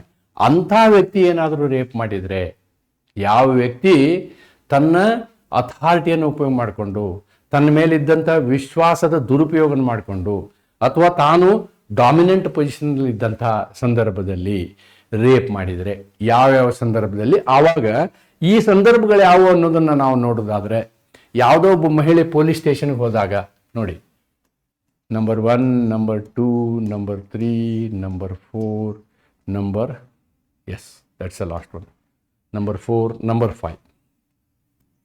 ಸೊ ಇಷ್ಟೆಲ್ಲ ಸಂದರ್ಭಗಳನ್ನ ನಾವೇನ್ ಮಾಡ್ತೀವಿ, ವಿಶೇಷ ಸಂದರ್ಭಗಳಲ್ಲಿ ತಗೊಳ್ತೀವಿ. ಪೊಲೀಸ್ ಆಫೀಸರು, ಯಾರೋ ಮಹಿಳೆ ಪೊಲೀಸ್ ಆಫೀಸರ್ ಹತ್ರ ಇದ್ದಾಗ, ಪಬ್ಲಿಕ್ ಸರ್ವೆಂಟ್ ಹತ್ರ ಇದ್ದಾಗ, ಅಥವಾ C comes under the control of armed forces, staff of authority, jail ಇಲ್ಲಿರ್ತಕ್ಕಂಥ ಆಫೀಸರ್ಗಳು, ರಿಮಾಂಡ್ ಹೋಮ್ಗಳಲ್ಲಿ, ಕಸ್ಟೋಡಿಯಲ್ ಇನ್ಸ್ಟಿಟ್ಯೂಷನ್ಸು, ಓಕೆ, ಅಂದ್ರೆ ಹಾಸ್ಟೆಲ್ಸ್ ಗಿಸ್ಟೆಲ್ಸ್ ಎಲ್ಲ ಹೇಳ್ಬೋದು, management and staff of hospital and education institution. ನೋಡಿ, ಇವರು ಎಜುಕೇಶನ್ ಇನ್ಸ್ಟಿಟ್ಯೂಷನ್ ಇರ್ತಕ್ಕಂಥವ್ರು. ಓಕೆ, ಈ ತರನಾದಂತಹ ಎಲ್ಲ ವ್ಯಕ್ತಿಗಳನ್ನು ನಾವೇನಂತೀವಿ, we tell them as they are having a dominant position. ಆಮೇಲೆ a guardian, teacher, relative or person with fiduciary relationship. ನೋಡಿ, ನಂಬಿಕೆಯ ಸ್ಥಾನದಲ್ಲಿರುವಂತಹ ವ್ಯಕ್ತಿಗಳು. A person in a position of dominance or control over the woman. ಆ ಹೆಣ್ಮಗಳ ಮೇಲೆ ಯಾವುದೇ ರೀತಿಯಾದ ಒಂದು ಕಂಟ್ರೋಲ್. ಈ ರೀತಿ ಇದ್ದಾಗ ಏನಾಗುತ್ತೆ ಅಂತಂದ್ರೆ, ನೀವು ಅವಳ ಮೇಲೆ ಹೆಚ್ಚಿನ ಬಲ ಪ್ರಯೋಗವನ್ನು ಮಾಡಲಿಕ್ಕೆ ಅವಕಾಶ ಇರ್ತದೆ. ಮುಖ್ಯ ತತ್ವ ಏನಿಲ್ಲ ಅಂತಂದ್ರೆ, authority or trust must exist. ಈ ರೀತಿ ಇದ್ದಂತಹ ಸಂದರ್ಭದಲ್ಲಿ ರೇಪ್ ನಡೆದ್ರೆ, if rape happens with these people, then that rape, when it is considered as rape, we will see here. For application of section 64(2), the prosecution must establish. ಸರ್ಕಾರ ಈ ಎಲ್ಲ ವಿಷಯಗಳನ್ನು ಸಾಬೀತುಪಡಿಸಬೇಕು. ಏನು, ಇವರು ರೇಪ್ ಮಾಡಿದ್ದಾರೆ ಅಂತ. ಈ ವ್ಯಕ್ತಿಗಳು, ಈ ಗನಂದಾರಿ ವ್ಯಕ್ತಿಗಳು commission of rape as per 63ನಲ್ಲಿ ನಾವು ಏನು ರೇಪ್ ಡಿಫೈನ್ ಮಾಡಿದ್ವಲ್ಲ, ಆ ತೆರನಾದಂತಹ ಅತ್ಯಾಚಾರವನ್ನೇ ಇವರು ಮಾಡಿದ್ದಾರೆ ಅಂತಕ್ಕಂಥದ್ದನ್ನು ಸಾಬೀತುಪಡಿಸಬೇಕು. ಆಮೇಲೆ ಈ ವ್ಯಕ್ತಿ, ಆಪಾದಿತ ವ್ಯಕ್ತಿ, ಈ ಹಿಂದಿನ ಕೆಟಗರಿ ಹೇಳಿದ್ವಲ್ಲ, ಈ ಎಲ್ಲ ಕೆಟಗರಿಗಳಿಗೆ ಅವ್ರು ಸಂಬಂಧಪಡ್ತಾರೆ. 5, 6, 7 ಈ ಕೆಟಗರಿಗೆ ಸಂಬಂಧಪಡ್ತಾರೆ ಅನ್ನೋದನ್ನ ನಾವು ಸಾಬೀತುಪಡಿಸಬೇಕು. ಆಮೇಲೆ ಇವೆರಡನ್ನು ಸಾಬೀತುಪಡಿಸಿದ್ರೆ ಆಗೋದಿಲ್ಲ. Very important is this third one. ಇವರು ತಮ್ಮ ಸ್ಥಾನಮಾನದ ದುರುಪಯೋಗವನ್ನು ಮಾಡಿಕೊಂಡು ಸ್ಥಾನಮಾನದ ಶಕ್ತಿಯಿಂದ ಈ ಒಂದು ರೇಪನ್ನು ಮಾಡಿದ್ದಾರೆ. ಆವಾಗ ಇದು 64(2) ಬರ್ತದೆ. Otherwise it will be 64(1) only. Otherwise it will be 64(1). ಇಂತಹ ಸಂದರ್ಭದಲ್ಲಿ ಇದು 64(2) ಈ ಕೇಸನ್ನು ನಡೆಸಲಾಗ್ತದೆ. Mere status is not enough. ಅದನ್ನೇ ಹೇಳಿದ್ನಲ್ಲ ನಾನು, ಇವೆರಡೇ ಎನಫ್ ಅಲ್ಲ.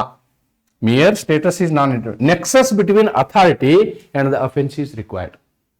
ನಿಮ್ಮ ಈ ಅಧಿಕಾರ ಮತ್ತು ಲೈಂಗಿಕ ಅತ್ಯಾಚಾರ ಇವೆರಡರ ಮಧ್ಯೆ ನಿಕಟವಾದಂಥ ಸಂಬಂಧವನ್ನು ಕ್ರಿಯೇಟ್ ಮಾಡ್ಬೇಕು ಯಾರೋ ಪೊಲೀಸರು.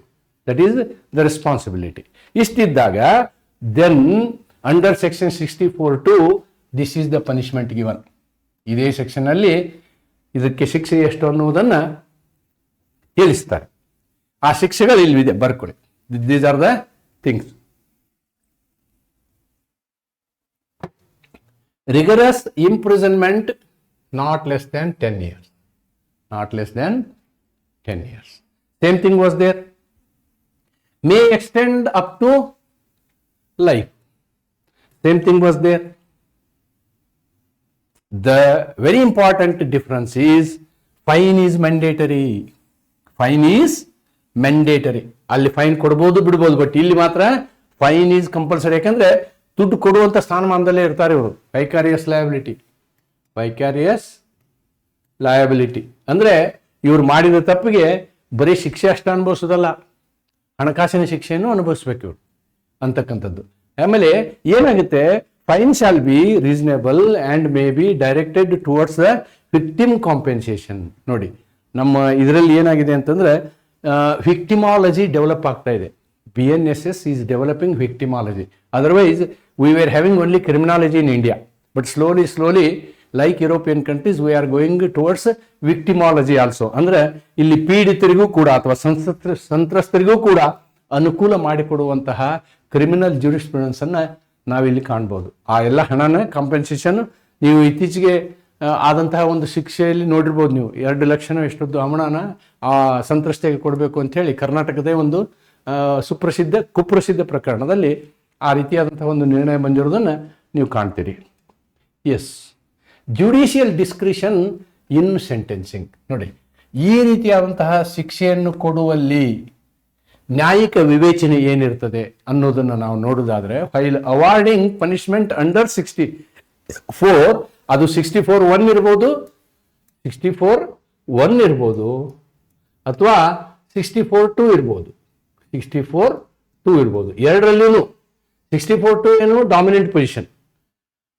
ಗ್ರಾವಿಟಿ ಆಫ್ ದ ಅಫೆನ್ಸ್, ಅಪರಾಧದ ತೀವ್ರತೆಯನ್ನು ನೋಡ್ತಾರೆ, ಅಪರಾಧದ ತೀವ್ರತೆ ಗಂಭೀರತೆಯನ್ನು ನೋಡ್ತಾರೆ. ಆಮೇಲೆ ಯಾವ ರೀತಿ ಅಪರಾಧವನ್ನು ಮಾಡಲಾಗಿದೆ, ಕೆಟ್ಟ ರೀತಿಯಲ್ಲಿ ಮಾಡಿದ್ರೆ ಅದನ್ನು ನೋಡ್ತಾರೆ. Age and vulnerability of victim, ಆಮೇಲೆ ಆ ಸಂತ್ರಸ್ತರ ವಯಸ್ಸನ್ನು ನೋಡ್ತಾರೆ. Impact on physical and mental health, ನೋಡಿ ಆ ವ್ಯಕ್ತಿಯ ಮೇಲೆ ಯಾವ ರೀತಿಯಾದಂತಹ ಮಾನಸಿಕವಾದ ದೈಹಿಕವಾದ ಪರಿಣಾಮವನ್ನು ಬೀರಿದೆ ಅಂತಕ್ಕಂಥದ್ದು. Absence or presence of mitigating circumstances, ತಗ್ಗಿಸುವ ಅಥವಾ ತೀವ್ರಗೊಳಿಸುವ ಸಂದರ್ಭಗಳನ್ನು, ಅಂದರೆ absence or presence of mitigating circumstances, ಅಂದರೆ ಈ ಒಂದು ಸಂದರ್ಭವನ್ನು ನಿರ್ವಹಿಸುವಂತಹ ಸಂದರ್ಭ. ಈ ಸಂದರ್ಭವನ್ನು ಮಿಟಿಗೇಟ್, ಈ ಒಂದು ಪರಿಸ್ಥಿತಿಯಿಂದ ನಾವು ಯಾವ ರೀತಿ ಅದನ್ನೊಂದು ದಾರಿಗೆ ತರಬೇಕು ಅಂತಕ್ಕಂತಹ ಒಂದು ವಿಚಾರ. So relationship between 63 and 64, it is a simple thing, just I have return it. 1 defines rape, other gives punishment. 63 ಏನ್ ಮಾಡ್ತದೆ, ರೇಪ್ ಅಂದ್ರೆ ಏನು ಅಂತ ಹೇಳುತ್ತೆ. 64 ಪನಿಷ್ಮೆಂಟ್ ಎಷ್ಟು ಕೊಡಬೇಕು ರೇಪ್ ಮಾಡಿದ್ರೆ ಅನ್ನೋದನ್ನ ಹೇಳ್ತದೆ. That's it. That's the concept here. 64 and 63. Yes. Now there are some more aggravated. ಬರೀ ಅಗ್ರಿವೇಟೆಡ್ ಅಲ್ಲಿ ಇನ್ನೂ ಸ್ಪೆಷಲ್ ಇದ್ದಾವೆ. ಆ ಪನಿಷ್ಮೆಂಟ್ಗಳನ್ನು ನಾವು ನೋಡ್ತೀವಿ. Section 65 talks about punishment of rape in certain cases. What are these certain cases? Particularly a girl below 18 years. A girl below 18 years. Nodi, section 65 provides for enhanced and aggravated punishment for rape when it is committed under a grave and vulnerable circumstances relating to the age of the victim. Relating to the age of the victim. Again, I think it has got two classes. It has got two classes. The object of section 65 is to offer heightened protection to minors, recognizing that sexual offenses against children involve deeper trauma, abuse of trust and irreversible harm. ಒಂದೊಂದ್ಸಲ ಮಗು ತಲೆ ಕೆಟ್ಟ ಹೋಗ್ಬಿಡ್ಬೋದು. He may become mad. ಅಂತಹ ಪರಿಸ್ಥಿತಿ ಆಗ್ಬೋದು. ಆದ್ದರಿಂದ ಇಲ್ಲಿ ಅವುಗಳಿಗೆ ವಿಶೇಷವಾಗಿ ಸೆಕ್ಷನ್ 65 ನಲ್ಲಿ ವಿಶೇಷ ಶಿಕ್ಷೆಗಳ ಹೇಳಿಕೆಯನ್ನು ಕೊಡಲಾಗಿದೆ. That is what is given here. One is girl below 18 years, another is girl below 12 years. Both are available here. Now, whenever commits rape on a woman, ಇಲ್ಲಿ ರೇಪ್ ಅಂದ್ರೆ ಸೆಕ್ಷನ್ 63 ನೇ ತಗೋಬೇಕು ನಾವು. ರೇಪ್ ಅಪ್ಲೈಸ್ ಟು ಸೆಕ್ಷನ್ 63 ನಲ್ಲಿ ಏನ್ ಹೇಳಿದಾರೆ ಅದು ಆ ಕ್ರಿಯೆ ಆದಾಗ ಯಾರ ಮೇಲೆ, 16 ವರ್ಷದ ಕಿಂತ ಕಡಿಮೆ ಇರೋ ಮಗುವಿನ ಮೇಲೆ, 16 years of age, ಆ ಒಂದು ಮಗುವಿನ ಮೇಲೆ woman. Here C POCSO is gender neutral. Foxo is woman or male, but here it is woman only. Shall be punished with rigorous imprisonment for not less than 20 years. Here RI 20 years. Allestitu 10 years ittu. Now it has come to 20 years. Then imprisonment for life. And shall also be liable to fine. ದಂಡ guarantee. ದಂಡ 20 ವರ್ಷಕ್ಕಿಂತ ಹೆಚ್ಚಿನ ಶಿಕ್ಷೆ, above 20 years. ಇಲ್ಲಿ 20 ವರ್ಷಕ್ಕಿಂತ ಹೆಚ್ಚಿನ ಶಿಕ್ಷೆ. That is not less than 20 years. Not less than 20 years. ಇಲ್ಲಿ ಇದೊಂದು ಕಾನ್ಸೆಪ್ಟನ್ನು ನೋಡ್ಬಿಡೋಣ. Because I must not not less than 10 years. ಇಲ್ಲಿ 10 ವರ್ಷಕ್ಕಿಂತ ಹೆಚ್ಚು ಶಿಕ್ಷೆ ಕೊಡಬೇಕು. ಇಲ್ಲಿ 20 ವರ್ಷಕ್ಕಿಂತ ಹೆಚ್ಚು ಶಿಕ್ಷೆ ಕೊಡಬೇಕು. 20 ವರ್ಷಕ್ಕಿಂತ ಹೆಚ್ಚು ಶಿಕ್ಷೆ ಕೊಡಬೇಕು. Number 1. And that is rigorous imprisonment. Then it may extend to life and also fine. ನೋಡಿ, ಹೆಣ್ಣು ಮಗಳು 16 ವರ್ಷಕ್ಕಿಂತ ಕೆಳಗಿನವಳು ಇದ್ರೆ, this is actually 65(1). This is told in section 65 subclass 1. 65 subclass 1. Then in 65 subclass 2, what is told? You see, below 12 years of age. Below 12 years of age. Here also the punishment is not less than 20 years. Rigorous imprisonment for life. This is also rigorous. This is also RI only. RI not less than 20 years. Then life imprisonment. ಇಲ್ಲಿ ಹಿಂದಿನ ಪ್ರಕರಣದಲ್ಲಿ ಏನಿತ್ತು ನೋಡಿ, ನಮಗೆ there was only life imprisonment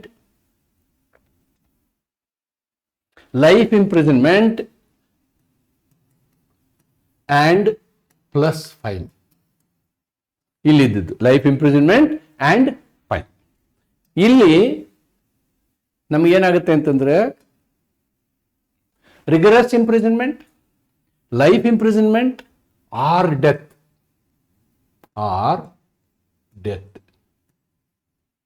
plus fine shall be also liable to fine below 12 years. See, this is the very serious punishment that we are going to propose under 65(2), where the girl is below 12 years of age. Right? This is section 65(2). Rational. Children are legally incapable of giving consent. Hence, the law treats such offenses inherently aggravated. ಆದ್ದರಿಂದ ಹೆಚ್ಚಿನ ಶಿಕ್ಷೆಯನ್ನು ನಾವಿಲ್ಲಿ ಕೊಡ್ತೀವಿ ಅಂತ. Fine and victim compensation. Fine and victim compensation. So here when we impose fine, normally proportionality doctrine is followed. Adequate and reasonable. ಅವನಿಗೆ ಕೊಡುವಂತಹ ಶಕ್ತಿನೂ ಇರಬೇಕು. ಆಮೇಲೆ ಕೊಡುವಂಥ ಫೈನು ಈ ಎಲ್ಲ ಖರ್ಚುಗಳಿಗೆ ಅದು ಸರಿದೂಗಿಸುವಂತಿರಬೇಕು ಅಂತಕ್ಕಂಥದ್ದನ್ನ ನಾವು ಇಲ್ಲಿ ಫೈನ್ ಬಗ್ಗೆ ನೋಡ್ತೀವಿ. Then relationship between 63, 64 and 65. ನೋಡಿ, 63 defines rape, 64 for general punishment, 65 for enhanced punishment. Enhanced punishment ಅಂದರೆ here 16 year age, 12 year age girl. Code book ಅಲ್ಲಿ ವುಮನ್ ಅಂತ ಬರ್ದಿದ್ದಾರೆ. So that is the case. Yes, now I am going to section 66. What section 66 talks about?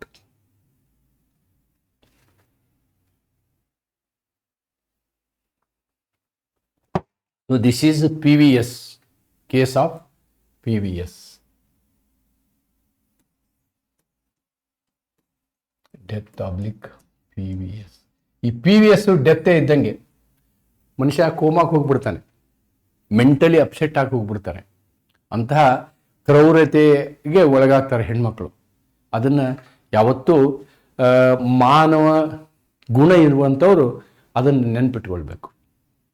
It is a very important thing. With consent I am not talking about, I am talking about without consent. Section 66 of the BNS prescribes punishment where an act of rape under 63 creates adrinda the result of the rape. The result of the rape ultimately culminates into death or persistent vegetative state. Persistent vegetative state ಅಂತಂದ್ರೆ complete ಕೋಮಾದಲ್ಲಿರೋದು. Cognitive mind ಇರಲ್ಲ ಅವ್ರಿಗೆ. ಬಾಡಿಲಿ living, ಕಾಗ್ನಿಟಿವ್ಲಿ dead. ಬುದ್ಧಿಯಿಂದ ಸತ್ತೋಗಿರ್ತಾರೆ, ದೈಹಿಕವಾಗಿ ಜೀವಂತ ಇರ್ತಾರೆ. ಅದಕ್ಕೆ ನಾವೇನಂತೀವಿ PVS status ಅಂತೀವಿ. PVS status. ಇಲ್ಲಿ ಕನ್ನಡದಲ್ಲಿ ತರ್ಜುಮೆಯನ್ನ ಅವರು ಶಾಶ್ವತ ಸಸ್ಯ ಸ್ಥಿತಿ ಅಂತ ಬರೆದಿದ್ದಾರೆ. ಶಾಶ್ವತ ಸಸ್ಯ ಸ್ಥಿತಿ. ಯಾಕೆ ಹಂಗೆ ಬರ್ದಾರೆ ಅಂದ್ರೆ ಸಸ್ಯ ಜೀವಂತ ಇರುತ್ತೆ, ಬಟ್ ಸಸ್ಯ ಬುದ್ಧಿ ಇರಲ್ಲ ಸಸ್ಯಕ್ಕೆ. That is what is the translation, right? So ಇಲ್ಲಿ ಕೂಡ ಏನಾಗುತ್ತೆ ಅಂತಂದ್ರೆ ಈ ಒಂದು ಸಂದರ್ಭದಲ್ಲಿ, ಈ ರೀತಿಯಾದಂತಹ ಸಂದರ್ಭದಲ್ಲಿ, ಅಂದರೆ ಒಂದು ಅತ್ಯಾಚಾರದಿಂದ ಈ ಪರಿಣಾಮಗಳು ಉಂಟಾದಂತಹ ಸಂದರ್ಭದಲ್ಲಿ ಅವನು ಸಾಯಿಸಿರ್ಬೋದು. Yes, you can just take the example of Nirbhaya case, because ultimately the girl died. The girl died. Object, again same thing here. This is one of the medical issues. When they go to this, there will be their neurological issue. I think you can just read that. Then essential ingredients. ನಾವು ಒಬ್ಬ ವ್ಯಕ್ತಿಯನ್ನ 66 ಅಡಿಯಲ್ಲಿ ತರಬೇಕು ಅಂದ್ರೆ punishment ಕೊಡಕ್ಕೆ ಅವನಿಗೆ section 66 ನಾವು apply ಮಾಡಬೇಕು ಅಂತಂದ್ರೆ ಏನಾಗಿರ್ಬೇಕಲ್ಲಿ? ಸೆಕ್ಷನ್ 63 ಆಗಿರ್ಬೇಕು. ಓಕೆ, ಆಮೇಲೆ ಸೆಕ್ಷನ್ 76 ಆಗಿರ್ಬೇಕು. ನಾವು 70 ಡೀಲ್ ಮಾಡಿಲ್ಲ, that is about gang rape. 2ರಲ್ಲಿ 1 ಆಗಿರ್ಬೇಕು. ಆದ್ರೆ ಮಾತ್ರ ನಾವು ಅವನ್ನ ಇದರಲ್ಲಿ ತರ್ಲಿಕ್ಕೆ ಆಗ್ತದೆ. ಅದರಿಂದ ಏನಾಗಿರ್ಬೇಕು? ಡೆತ್ ಆಗಿರ್ಬೇಕು, ಇಲ್ಲ PVS ಆಗಿರ್ಬೇಕು. ಡೆತ್ ಆಗಿರ್ಬೇಕು, ಇಲ್ಲ PVS ಆಗಿರ್ಬೇಕು. ಈ ಕಂಡೀಷನ್ ಆದ್ರೆ ಮಾತ್ರ ಏನಾಗುತ್ತೆ? ಸೆಕ್ಷನ್ 60 ಅಪ್ಲೈ ಆಗುತ್ತೆ, ಇಲ್ಲಾಂದ್ರೆ ಅಪ್ಲೈ ಆಗಲ್ಲ. ಸೆಕ್ಷನ್ 60ಯಲ್ಲಿ ಇರ್ತಕ್ಕಂತಹ okay, what is persistent vegetative state ನಾನು ಎಕ್ಸ್ಪ್ಲೇನ್ ಮಾಡಿದ್ದೀನಿ. I need not explain it. Means the victim has no awareness of self or environment, ಹೊರಗಿನ ವಾತಾವರಣ ಗೊತ್ತಿರೋದಿಲ್ಲ, ತನಗೇನಾಗಿದೆ ಅಂತ ಗೊತ್ತಿರೋದಿಲ್ಲ. Cognitive function is last.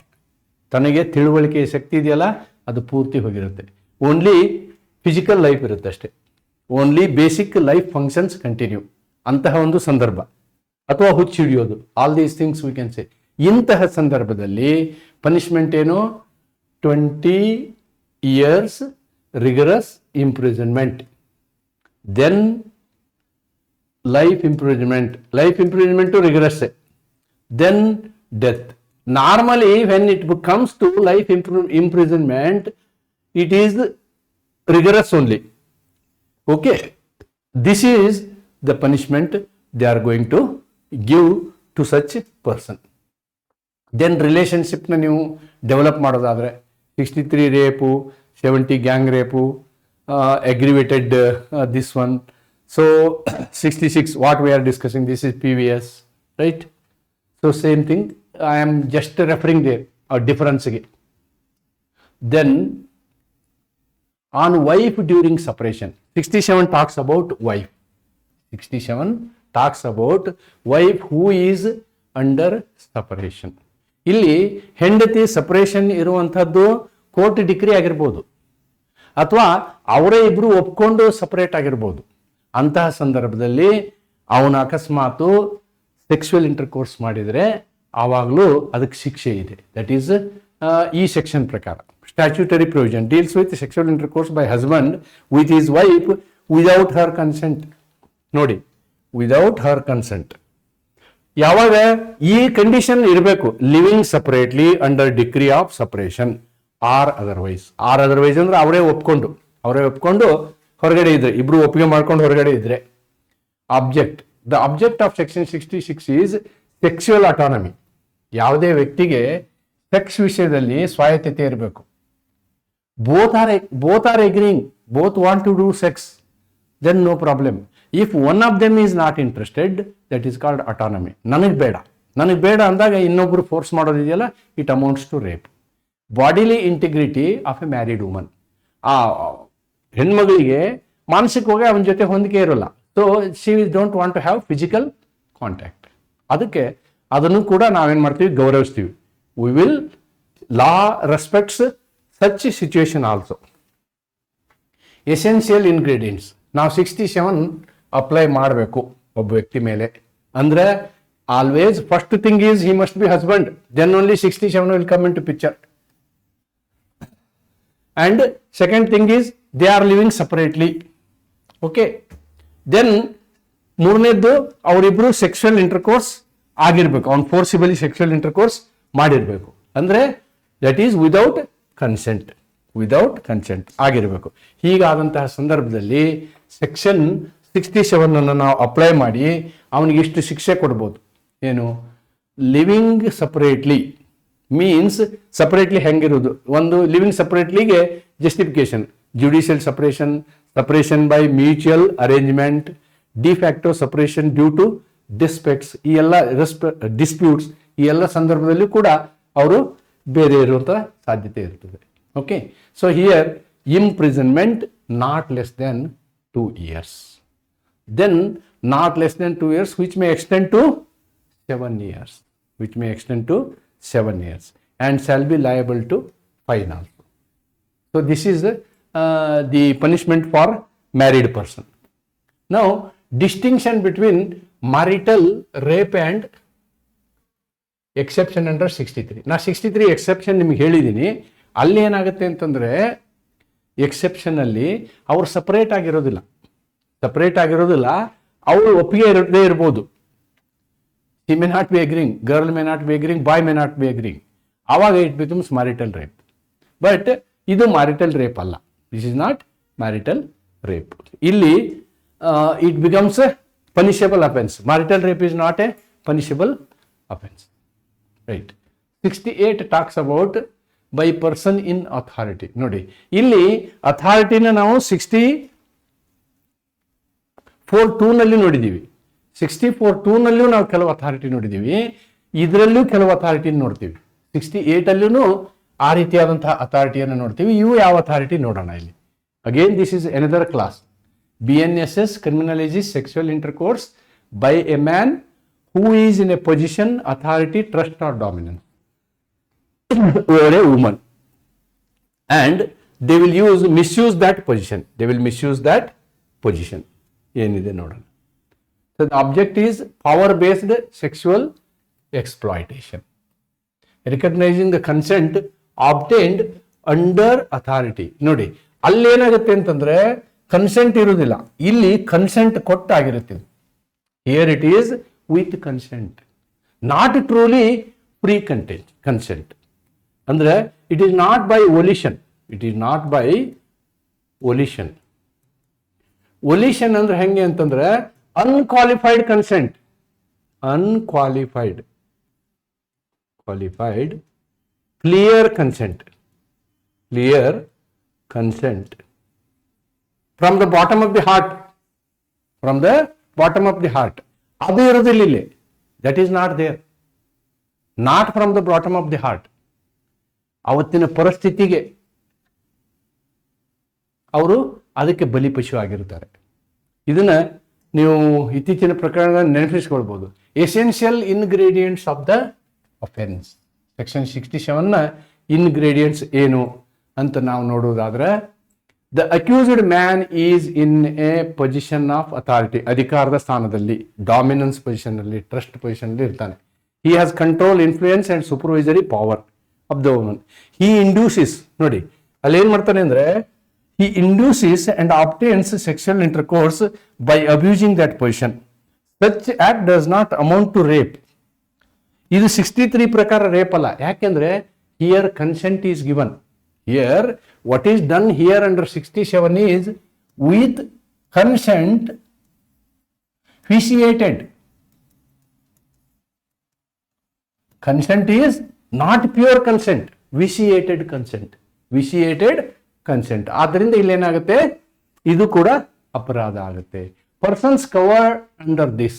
ನೋಡಿ ಸೆಕ್ಷನ್ 67 ಯಾರ್ಯಾರು ಬರ್ತಾರಂದ್ರೆ, public servants, police officers, jail officers, hospital staff, teachers, any other fiduciary relation. But the thing is here they take forcible consent. More nature of consent under section 68.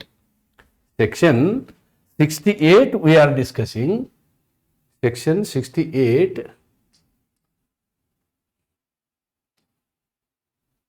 67, position of authority. Whether I have done, there is a mistake of the section. Consent under, though the apparent consent may exist, the law treats such tainted power imbalance. Therefore, that is, the consent is tainted. Consent is tainted. Though apparent consent may exist, the law treats such consent as tainted by power of imbalance. What is power of imbalance? One is having this much of power, the other is having this much of power. So he can dominate on him. He can dominate on him. That is the situation. Then punishment prescribed.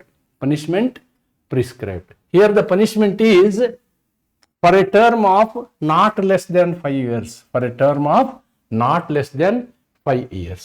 Mostly this is section 68. Let me just correct this. Be in a moment. 68.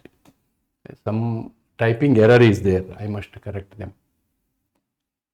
68.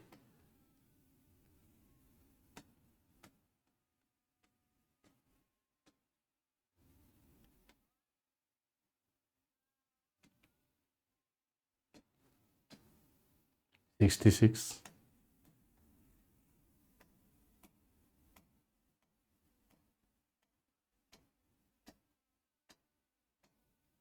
66, number 67.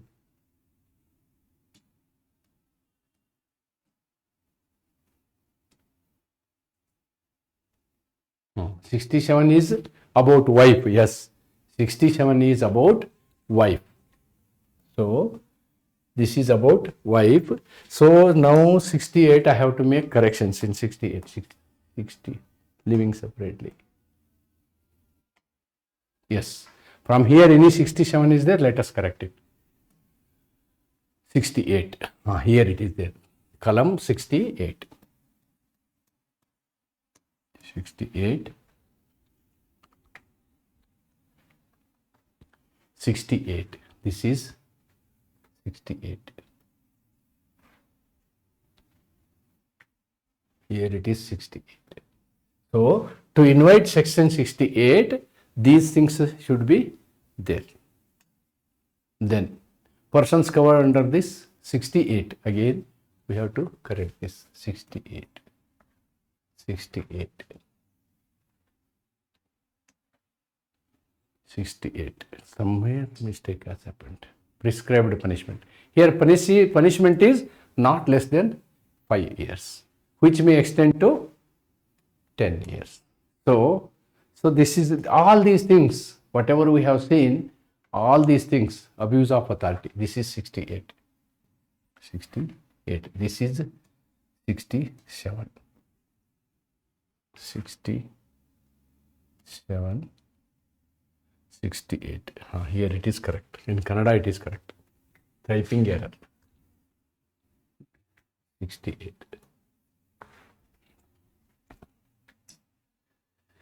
Judicial approach. Nodi. In this case, what is seen is this power imbalance, misuse of authority, vulnerability of woman, and absence of real choice. Absence of ಬೇರೆ ದಾರಿನೇ ಇರಲ್ಲ ಅಂತ ಆ ಥರ ಬೇರೆ ದಾರಿನೇ ಇರಲ್ಲ. Okay. Now section 69. Section 69. What section 69 talks about? We will sexual intercourse by deceitful means, ಮೋಸದ ರೀತಿಯಲ್ಲಿ ಹೆಣ್ಮಗಳನ್ನು ಮೆಸ್ಮರೈಸ್ ಮಾಡಿಬಿಡೋದು. ನಿನ್ನ ಮದುವೆ ಆಗ್ತೀನಿ, ನಿನಗೆ ಪ್ರಮೋಷನ್ ಕೊಡಿಸ್ತೀನಿ, ನಿಂಗೆ ಕೆಲಸ ಕೊಡಿಸ್ತೀನಿ, ಸೊ ಆಲ್ ದೋಸ್ ಥಿಂಗ್ಸ್. ಆ ರೀತಿ ಮಾಡಿದಾಗ deceitful means false promise of marriage, employment etcetera etcetera. ಆವಾಗ the object of 69 is to address sexual exploitation through deception, ಮೋಸದಿಂದ ಮಾಡುವಂಥದ್ದು. Not a free or informed consent. ನಿಜವಾಗಿಯೂ ಒಪ್ಪಿಗೆ ಕೊಟ್ಟಿರಲ್ಲ, ಮದುವೆ ಆಗ್ತೀನಿ ಅಂತ ಹೇಳಿರ್ತಾನೆ, ಆದ್ರೆ ಅವ್ನಿಗೆ ಮದುವೆ ಆಗೋ ಮನಸ್ಸು ಇರೋದಿಲ್ಲ. ಅಥವಾ ನೀವು ಕೆಲಸ ಕೊಡಿಸ್ತೀನಿ ಅಂತ ಹೇಳಿರ್ತಾನೆ, ಆದ್ರೆ ಕೆಲಸ ಕೊಡಿಸೋದಕ್ಕಿಂತ ಈ ಕೆಲಸ ಮಾಡೋದು ಅವನಿಗೆ ಅವಶ್ಯಕತೆ ಇರ್ತದೆ. ರೈಟ್. ಎಸೆನ್ಷಿಯಲ್ಸ್ ಇಲ್ಲಿ ಏನಿರಬೇಕು, 68 ಅಪ್ಲೈ ಆಗ್ಬೇಕಂದ್ರೆ ಏನಿರಬೇಕು? The accused is a man, he engages in sexual intercourse with a woman, such intercourse is obtained by deceitful means, ಮೋಸದಿಂದ. Here also consent is there. The intercourse ಅನ್ನೋದಕ್ಕಿಂತ ದಿ ಕನ್ಸೆಂಟ್ ಅಂತ ಹೇಳಬೇಕು. Consent is obtained by deceitful means. Deceit includes false promise of marriage, employment, promotion, similar inducement. ಇವೆಲ್ಲದರಿಂದ ಸೇರ್ಕೊಂಡಿರ್ತದೆ ಅದು ಅಂತ. This is situation. Then deceit ಅಂದರೆ ಏನು ಅನ್ನೋದನ್ನು ಎಕ್ಸ್ಪ್ಲೇನ್ ಮಾಡಿದ್ದೀನಿ. ಓಕೆ. ಇಂಟೆನ್ಷನಲ್ ಫಾಲ್ಸ್ ರಿಪ್ರೆಸೆಂಟೇಷನ್, ಸುಳ್ಳು ಹೇಳಿಕೆ. Okay. Mere breach of promise,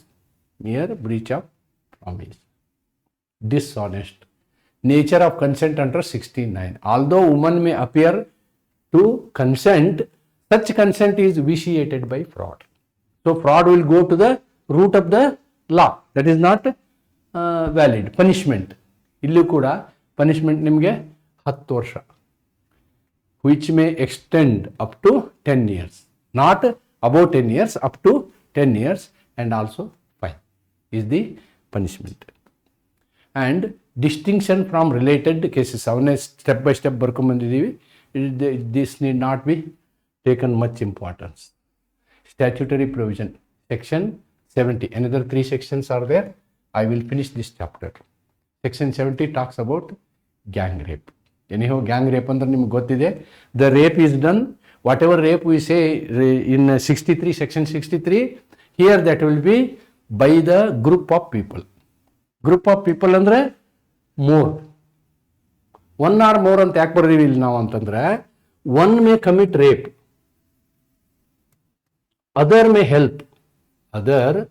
may help. ಆದ್ದರಿಂದ ನಾವೇನು ಮಾಡಿದ್ವಿ, 1 or more person ಅಂತ ಹಾಕಿದ್ವಿ. ನಾನು ಭಾಳಷ್ಟು ಯೋಚನೆ ಮಾಡಿದೆ, 2 or more person ಇರಬೇಕು. Why it is 1 or more. Object and legislative intent, ಉದ್ದೇಶ ಏನು? ಅಗ್ರಿವೇಟೆಡ್ ಆ್ಯಂಡ್ ಕಲೆಕ್ಟಿವ್ ಕ್ರೈಮ್ನ ತಪ್ಪಿಸ್ಲಿಕ್ಕೆ ಇರುವಂತಹ ಉದ್ದೇಶ, ರೈಟ್. ದೆನ್ ಎಸೆನ್ಷಿಯಲ್ ಇನ್ಗ್ರೀಡಿಯೆಂಟ್ಸ್, ಇದಕ್ಕೆ ಸಂಬಂಧಪಟ್ಟಂತಹ ಇನ್ಗ್ರೀಡಿಯೆಂಟ್ ಏನಿಲ್ಲಿ? ಇನ್ಗ್ರೀಡಿಯೆಂಟ್ ಈಸ್ ಸೆಕ್ಷನ್ 70ಗೆ there must be more than one person. More than one person. We can say more than one person. By one or more person. Rape may be done by one person, but the support may be given by other. Such act is in furtherance of common intention. ಅವರ ಉದ್ದೇಶ ಒಂದೇ ಆಗಿರುತ್ತೆ. Each person involved shares liability, ಇಬ್ಬರಿಗೂ punishment ಆಗುತ್ತೆ ಅಂತಕ್ಕಂಥದ್ದು. Then concept of common intention ನೋಡಿ, common intention does not require prior planning. Criminal conspiracy ಥರ ಅಲ್ಲ ಇದು. ಅಲ್ಲೇ ಸ್ಪಾಟಲ್ಲಿ ಬೇಕಾದ್ರೆ ಎಲ್ಲರೂ ಸೇರ್ಕೊಂಡಿರ್ಬೋದು, ಸ್ಪಾಟಲ್ಲೇ ಒಪ್ಕೊಂಡು ಆ ರೀತಿ ಮಾಡಿರ್ಬೋದು. Not like criminal conspiracy, on the spot. That's what, on the spot, concerted, ಒಟ್ಟಿಗೆ ಅವ್ರ ಆ್ಯಕ್ಷನ್ ಕನ್ಸರ್ಟೆಡ್ ಆಗಿರಬೇಕು ಅಂಥ ಸಂದರ್ಭದಲ್ಲಿ. ಪನಿಷ್ಮೆಂಟ್ ಏನಿಲ್ಲಿ? Here also 20 years. Rigorous imprisonment for life. Okay. Shall be liable to fine. All these things are available for gang rape also. This is about the gang rape. Then if the gang rape is under 18 years, under 18 years ಹುಡುಗಿ ಮಾಡಿದರೆ then 20 ಇಲ್ಲ ಇದು LI or death, LI or death if she is minor. Right, liability of each accused. ನೋಡಿ, ಇದನ್ನು ಹೇಳಿದೆ ನಾನು. Even if only one person commits physical rape, all persons sharing the common intention, ಎಲ್ಲರಿಗೂ ಒಂದೇ ಪನಿಷ್ಮೆಂಟ್. ಒಬ್ಬನೇ physically rape ಮಾಡಿದ್ರು ಅವನ ಜೊತೆಗಿರುವಂತಹ ಎಲ್ಲರಿಗೂ ಕೂಡ ಅದೇ ಶಿಕ್ಷೆ ಆಗ್ತದೆ. ಯಾವ ಶಿಕ್ಷೆ? ಇದೇ ಶಿಕ್ಷೆ, death penalty or life imprisonment. Then section 71. Section 71 talks about habitual rapers, rapist. Who is habitual? ಇದೇ ತರನಾದ ಅಫೆನ್ಸ್ ಅನ್ನ ಮೇಲ್ಮೇಲೆ ಮಾಡ್ತಾ ಇರ್ತಾನ ಅವನು. ಇದನ್ನು ಮಾಡೋದು, ಜೈಲಿಗೆ ಹೋಗೋದು, ಮತ್ತೆ ಬರೋದು, ಇದನ್ನೇ ಮಾಡೋದು ಅಂಥವರಿಗೆ. Enhanced punishment for a person having previously been convicted of certain sexual offenses only, commits rape again and again, ಅಂಥವರಿಗೆ ಸೆಕ್ಷನ್ 71 ಅಪ್ಲೈ ಆಗುತ್ತೆ. ಓಕೆ, 71 ಅಪ್ಲೈಸ್ ಇವೆಲ್ಲ ನೋಡಿ, under so and so submit. ಈ ಯಾವ ಸೆಕ್ಷನಲ್ಲಿ ಅವ ಶಿಕ್ಷೆ ಅನುಭವಿಸಿದ್ರು ಪರವಾಗಿಲ್ಲ, ಆದ್ದರಿಂದ ಅವ್ನಿಗೆ ಏನು ಮಾಡ್ತೀವಿ ನಾವು? ಹೆಚ್ಚಿನ ಶಿಕ್ಷೆಯನ್ನು ಕೊಡ್ತೀವಿ. That is the objective. Okay, ಏನು ಶಿಕ್ಷೆ ಕೊಡ್ತೀವಿ? Previous conviction for a specified sexual offence, ಹಿಂಗಿರ್ಬೇಕು ಕಂಡೀಷನ್ನು. ಸೆಕ್ಷನ್ 71 ಅಪ್ಲೈ ಆಗ್ಬೇಕಂದ್ರೆ ಹಿಂದೂ ಅವನು ಈ ಸೆಕ್ಷನ್ ಈ ಸೆಕ್ಷನ್ಗಳ ಮಧ್ಯದಲ್ಲೇ ಅವನು ಏನಾಗಿರ್ಬೇಕು? ಅವನಿಗೆ ಶಿಕ್ಷೆ ಆಗಿರ್ಬೇಕು. ಈ ಎಲ್ಲ ಸೆಕ್ಷನ್ಗಳ ವಿಷಯದಲ್ಲೇ ಅವನಿಗೆ ಶಿಕ್ಷೆ ಆಗಿರಬೇಕು. ಆಮೇಲೆ ಮತ್ತೆ ಅವನು ರೇಪ್ ಮಾಡಿರಬೇಕು. ಮತ್ತೆ identity of the offender as A same person, ಅದೇ ವ್ಯಕ್ತಿ ಆಗಿರ್ಬೇಕು ಅವನು. ಅವಾಗ ಏನು ಮಾಡ್ತೀವಿ ನಾವು? 71 ಇನ್ವೋಕ್ ಮಾಡಿ ಅವನಿಗೆ 71 ಪ್ರಕಾರ ಶಿಕ್ಷೆಯನ್ನು ಕೊಡ್ತೀವಿ. 71 ಪ್ರಕಾರ ಶಿಕ್ಷೆ. ಏನು ಶಿಕ್ಷೆ? Whoever is convicted under imprisonment for life or death, rigorous imprisonment or death, habitual ಇದ್ದವರಿಗೆ. The punishment is mandatory, severe, focused on incapacitation and deterrence. That is the nature of punishment. Nature of punishment. Relationship between 63 to 70. ನೋಡಿ, 63 to 70 define and punish sexual offenses. 71 enhances punishment. 71 enhances punishment. Then 72 and 73 are something different. 72 talks about keeping the name of the keeping secrecy of identity of what is that? Of victim. Simple section ಇದೆ, ನಾನೇನು explain ಮಾಡೋದಿಲ್ಲ ಜಾಸ್ತಿ. You can see it's ಏನಾಗುತ್ತೆ ಅಂತೇಳಿ. ಏನು? ಆ ಹೆಸರನ್ನ ಗುಪ್ತವಾಗಿಡಬೇಕು. ಅವ್ರ ಹೆಸರನ್ನ ಸಾಮಾನ್ಯವಾಗಿ ಈ ರೀತಿ ಕೇಸ್ ಮಾಡುವಾಗ ಏನು ಮಾಡ್ತಾರೆ, ಒಂದು ಆರ್ಟಿಫಿಷಿಯಲ್ ನೇಮ್ ಕೊಡ್ತಾರೆ. ಆ ಹೆಸರಿನಲ್ಲಿ ಕೇಸನ್ನು ನಡೆಸ್ತಾರೆ. ಅವ್ರ ನಿಜವಾದ ಹೆಸರನ್ನು ಕೊಡೋದಿಲ್ಲ, ಸಂತ್ರಸ್ತೆ ನಿಜವಾದ ಹೆಸರನ್ನು ಕೊಡೋದಿಲ್ಲ. ಯಾಕೆ ಅಂತಂದ್ರೆ privacy and dignity of that woman, social stigma ಆಗಬಾರ್ದು ಅನ್ನೋ ಉದ್ದೇಶದಿಂದ this section is provided. Then disclosure of identity ನೀವು ಮಾಡಿದರೆ ನಿಮಗೆ ಶಿಕ್ಷೆ ಆಗುತ್ತೆ. ಅದನ್ನು ಈ ರೀತಿಯಲ್ಲಿ ಯಾವುದೇ ಇರ್ಬೋದು, ಫೋಟೋಗ್ರಾಫ್ ಹಾಕೋದು, ಅಡ್ರೆಸ್ ಹಾಕೋದು, ಹೆಸರು ಹಾಕೋದು, ಇದನ್ನೆಲ್ಲ ಡಿಸ್ಕ್ಲೋಸ್ ಮಾಡಿದರೆ ನಿಮ್ಗೆ 2 ವರ್ಷ ಶಿಕ್ಷೆ, ಅಪ್ ಟು 2 years. ನೋಡಿ, ಇಲ್ಲಿವರೆಗೆ ಹೇಳಿದಂತಹ ಎಲ್ಲ ಶಿಕ್ಷೆಗಳು ಇದಾವಲ್ವಾ, ಅವೆಲ್ಲ ಶಿಕ್ಷೆಗಳು non bailable. This is bailable. This is bailable offence. Bailable offence 2 ಇರೋದು ಇದರಲ್ಲಿ. Court, law enforcement, permissible disclosure. ಏನೇನು ಡಿಸ್ಕ್ಲೋಸ್ ಮಾಡಿದರೆ ಪನಿಷ್ಮೆಂಟ್ ಆಗೋದಿಲ್ಲ. ದಟ್ ಈಸ್ ಅಪವಾದ, ವ್ಯತಿರಿಕ್ತಗಳು ಅಥವಾ ಅಪವಾದಗಳು. ಇದಕ್ಕೆ ಪನಿಷ್ಮೆಂಟ್ ಇಲ್ಲ, ಇದಕ್ಕೆ ಪನಿಷ್ಮೆಂಟ್ ಇಲ್ಲ. ನಾವು ಸೆಕ್ಷನ್ 72 ಪ್ರಕಾರ ಈ ವಿಷಯದಲ್ಲಿ ಪನಿಷ್ಮೆಂಟ್ ಇಲ್ಲ. ನೋಡಿ, publication made with permission of the court, ಅದಕ್ಕಿಲ್ಲ. Identity is disclosed to law enforcement agency, ಅವ್ರಿಗೆ ನಾವು ಹೇಳಲೇಬೇಕಾಗತ್ತೆ. ಆಮೇಲೆ disclosure made by victim herself, ಆ ಸಂತ್ರಸ್ತೆಯೇ ಹೆಸರು ಹೇಳಿದ್ರೆ ಅದೇನು ತೊಂದರೆ ಇಲ್ಲ. ಆಮೇಲೆ publication of judgments of high courts, supreme court, ಅದರಲ್ಲಿ ಆ ರೀತಿಯಾದಂಥ ಪಬ್ಲಿಕೇಶನ್ ಬಂದರೆ ಅದು ಡಿಸ್ಕ್ಲೋಸರ್ ಆಗೋದಿಲ್ಲ ಅಂತದ್ರ ಅರ್ಥ. ದೆನ್ ಇದಕ್ಕೆ ಅಫೆನ್ಸ್ ನೋಡಿ, ಈ ಅಫೆನ್ಸ್ ಹೇಳಿದ್ನಲ್ಲ 2 ವರ್ಷ ಶಿಕ್ಷೆ ಇದೆ ಅಲ್ವಾ, this is bailable, this is non compoundable, this is cognizable. But this all other offences, ರೇಪ್ಗಿರುವಂಥವೆಲ್ಲವೂ ಕೂಡ non bailable offences. Section 72 reflects the principle of victims. This is all you can just take down.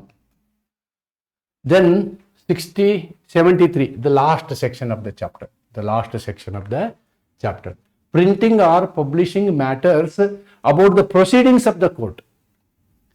ಕೋರ್ಟ್ನಲ್ಲಿ ಈ section 63 ಇಂದ 70 ತನಕ ಇರತಕ್ಕಂತಹ ಸೆಕ್ಷನ್ಗಳ ವಿಚಾರಣೆ ನಡೆದಂತಹ ಸಂದರ್ಭದಲ್ಲಿ ಆ ವಿಚಾರಣೆಯ ವಿಚಾರಗಳನ್ನು ಕೋರ್ಟಿನ ಪರ್ಮಿಷನ್ ಇಲ್ಲದೆ ಪಬ್ಲಿಕೇಶನ್ ಮಾಡೋ ಹಾಗಿಲ್ಲ. penalizes persons who prints, publishes any matter relating to court proceedings concerning the offences referred in 72 without prior permission. ನೀವು ಪರ್ಮಿಷನ್ ಇಲ್ಲದೆ ಅವನು ಪ್ರಕಟ ಮಾಡಲಿಕ್ಕೆ ಆಗೋದಿಲ್ಲ. ಯಾಕೆಂದರೆ ಅವನು ಕಾನ್ಫಿಡೆನ್ಷಿಯಾಲಿಟಿ ಇಡಬೇಕಾಗ್ತದೆ, privacy, dignity, it is related same matter. ಆಮೇಲೆ ಇಲ್ಲಿಯೂ ಕೂಡ ಏನಾಗುತ್ತೆ ಅಂತಂದರೆ Section 73 applies to all these cases, 63 to 73. That is the range. And include ಏನೇನು ಪಬ್ಲಿಕೇಶನ್ ಏನೇನು ಅನ್ನೋದನ್ನು ಇಲ್ಲಿ ಹೇಳ್ಬೋದು ನಾವು. Newspaper, magazine, television, electronic media, digital platform, social platform ಆದ್ರೆ ಸೋಷಿಯಲ್ ಮೀಡಿಯಾ ಎಲ್ಲದರಲ್ಲೂ ಆ ರೀತಿ ಪಬ್ಲಿಷ್ ಮಾಡಿದರೆ ನೋಡಿ, ನೀವು ಪಬ್ಲಿಷ್ ಮಾಡಿದರೆ 2 ವರ್ಷ ಶಿಕ್ಷೆ ಆಗ್ತದೆ, which may extend up to 2 years and also fine. This is all possible there. So I think this offence is also bailable and compoundable. ಇದನ್ನ ಇಲ್ಲಿ ಬರೆದಿದ್ದೀನಿ, 2 ಸೆಕ್ಷನಿಗೆ ಬರೆದಿದ್ದೀನಿ. ಯಾಕೆ ಅಂತಂದರೆ 72, 73 ಬಿಟ್ಟರೆ ಉಳಿದ ಎಲ್ಲ ಕಡೆ ಏನು ಶಿಕ್ಷೆಗಳಿದಾವಲ್ಲ ಅವೆಲ್ಲ ನಾನ್ ಬೇಲೆಬಲ್ ಅಫೆನ್ಸಸ್. ನಾನ್ ಬೇಲೆಬಲ್ ಅಫೆನ್ಸಸ್ ಅನ್ನೋದನ್ನು ಇಲ್ಲಿ ಇವೆರಡಕ್ಕೆ ಬೇಲೆಬಲ್ ಅಂತ ಅದಕ್ಕೆ ಹಾಕಿದ್ದೀನಿ ನಾನು. ಡಿಸ್ಟಿಂಕ್ಷನ್ ಬಿಟ್ವೀನ್ 72 ಆ್ಯಂಡ್ 73, ಇದು ಆ ವಿಕ್ಟಿಮ್ನ ಐಡೆಂಟಿಟಿ. ಎರಡನೇದ್ದು ಪ್ರೊಸೀಡಿಂಗ್ಸ್ನ ಗುಪ್ತವಾಗಿಡೋದು, ಅಂದರೆ ಕೋರ್ಟಿನ ನಡವಳಿಕೆಗಳನ್ನ ಗುಪ್ತವಾಗಿಡೋದು. That is the difference between 72 and 73. Core jurisprudential themes ನೋಡಿ, ಇಡೀ ಈ ಎಲ್ಲ ಸೆಕ್ಷನ್ಗಳನ್ನು ನಾವು ನೋಡಿದ್ರೆ ಏನು ಹೇಳ್ಬೋದು, ಕನ್ಸೆಂಟ್ ಸೆಟ್ರಿಂಗ್ ಕ್ರಿಮಿನಾಲಿಟಿ. ನೋಡಿ, ಎಲ್ಲಿ ಕನ್ಸೆಂಟ್ ಇದೆಯೋ ಅಲ್ಲಿ ಕ್ರಿಮಿನಾಲಿಟಿ ಇಲ್ಲ, ಎಲ್ಲಿ ಕನ್ಸೆಂಟ್ ಇಲ್ವೋ ಅಲ್ಲಿ ಕ್ರಿಮಿನಾಲಿಟಿ ಇದೆ. ಗ್ರ್ಯಾಜುಯೇಟೆಡ್ ಪನಿಷ್ಮೆಂಟ್, ಆ ಗಂಭೀರತೆಗೆ ಅನುಸಾರವಾಗಿ ನಾವು ಶಿಕ್ಷೆಯನ್ನು ಕೊಟ್ಟಿದ್ದೀವಿ. ಆಮೇಲೆ protection of minors as absolute, ಮೈನರಿಗೆ ಹೆಚ್ಚು ಮಹತ್ವವನ್ನು ಕೊಟ್ಟಿದ್ದೀವಿ. ಆಮೇಲೆ ವಿಕ್ಟಿಮ್ ಸೆಂಟ್ರಿಕ್, ಫಸ್ಟ್ ಟೈಮ್ ನಾವು ಇವರಿಗೆ ವಿಕ್ಟಿಮಾಲಜಿ ಅಂದರೆ ಕಾಂಪೆನ್ಸೇಷನ್ ಪ್ರೊವಿಷನ್ ಮಾಡಿದ್ದೀವಿ. ಆಮೇಲೆ ಡಿಗ್ನಿಟಿ, ಪ್ರೈವಸಿ, ನಾನ್ ಸ್ಟಿಗ್ಮಟೈಸೇಷನ್, ಅವ್ರ ಹೆಸರನ್ನು ಗುಪ್ತವಾಗಿಡ್ತೀವಿ. So that is 72 and 73 section. Then deterrence with constitutional restraint. ನೋಡಿ, ನಾವು ಅವ್ರಿಗೆ ಹೆದರಿಕೆಯನ್ನು ಕೊಡ್ತೀವಿ, ಸಂವಿಧಾನಾತ್ಮಕವಾದ ರೀತಿಯಲ್ಲಿ ವಿಚಾರಣೆಯನ್ನು ಮಾಡ್ತೀವಿ. ಆದರೆ ಶಿಕ್ಷೆಗಳನ್ನು ನಾವು ಮೊದಲೇ ಪ್ರಕಟಿಸಿದ್ದೀವಿ. This is all, I think this is the conclusion that I have drawn from section 63 to 73. BNS together embody modern rights-oriented criminal law approach to sexual offenses, placing the concept of free, voluntary, and informed consent at the center of criminality. Nodi, when there is a consented sex, this is not offense. While simultaneously recognizing the consent become legally irrelevant in situations involving minors, authority, custodial control, fiduciary dominance, repeated and aggravated sexual violence, these provisions reflect core jurisprudential principles. Consent ಅಂದ ತಕ್ಷಣ forced consent ಅಲ್ಲ, no forced consent ಇದ್ರೆ ಅದಲ್ಲ. Okay, so aggravated, culpable, home consenting, victim centric, all these concepts you can write it as a, both I have drawn, Kannada also, English also I have done. One thing you should remember, IPC 377 was also crime. What is this crime? It is about homosexuality. But after NALSA case, NALSA case, and after Navtej Singh Johar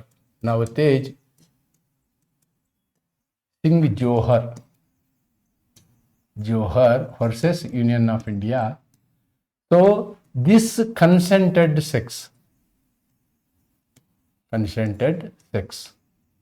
is permitted. So IPC 377 is violated to that, read down to that extent, means homosexuality is permitted. ಅದಕ್ಕೆ ಆ ಹೋಮೋಸೆಕ್ಸುಯಾಲಿಟಿ class ನಮ್ಮ BNSS ನಲ್ಲಿ ಬಂದಿಲ್ಲ. Our government or our law making people recognised Navtej Singh Johar ಅಂತ ಹೇಳ್ಬೋದು. ಇಷ್ಟೆಲ್ಲ ಎಕ್ಸ್ಪ್ಲನೇಷನ್ನಿಂದ ನಾನು ನಿಮ್ಗೆ ಏನು ಮಾಡಿದ್ದೀನಿ, ಈ ಒಂದು ಚಾಪ್ಟರ್ನ ಅಂದರೆ ಸೆಕ್ಷನ್ 62 to 63 to 73 ನಿಮಗೆ ವಿವರವಾದ ಮಾಹಿತಿಯನ್ನು ಕೊಟ್ಟಿದ್ದೀನಿ ಅಂತ ಹೇಳ್ತಾ ಇವತ್ತಿನ ಈ ವಿಡಿಯೋ ಇಲ್ಲಿ ಮುಕ್ತಾಯ ಮಾಡ್ತೀನಿ. ಮತ್ತೊಮ್ಮೆ ಹೇಳ್ತೀನಿ, ನಾನು ಆರೋಗ್ಯ ಕಾರಣದಿಂದ ನನ್ನ ಧ್ವನಿ ಸರಿ ಇರಲಿಲ್ಲ. ಮುಖ್ಯವಾಗಿ ಈಗಲೂ ಕೂಡ ನನ್ನ ಧ್ವನಿ ಅಷ್ಟು ಸರಿ ಇಲ್ಲ. ಆದರೂ ಕೂಡ ನಿಮ್ಮ ಪರೀಕ್ಷೆ ಹಿತದೃಷ್ಟಿಯಿಂದ ಹೆಚ್ಚಿನ ಸಿಲೆಬಸ್ನ ಕವರ್ ಮಾಡುವ ಉದ್ದೇಶವನ್ನು ಇಟ್ಕೊಂಡು ನಾನು ಪಾಠಗಳನ್ನ ಮುಂದುವರಿಸ್ತೀನಿ ಅಂತ ಹೇಳ್ತಾ ಇವತ್ತಿನ ಈ ಪಾಠ ಮುಗಿಸ್ತೀನಿ. ನಮಸ್ಕಾರ. Thank you.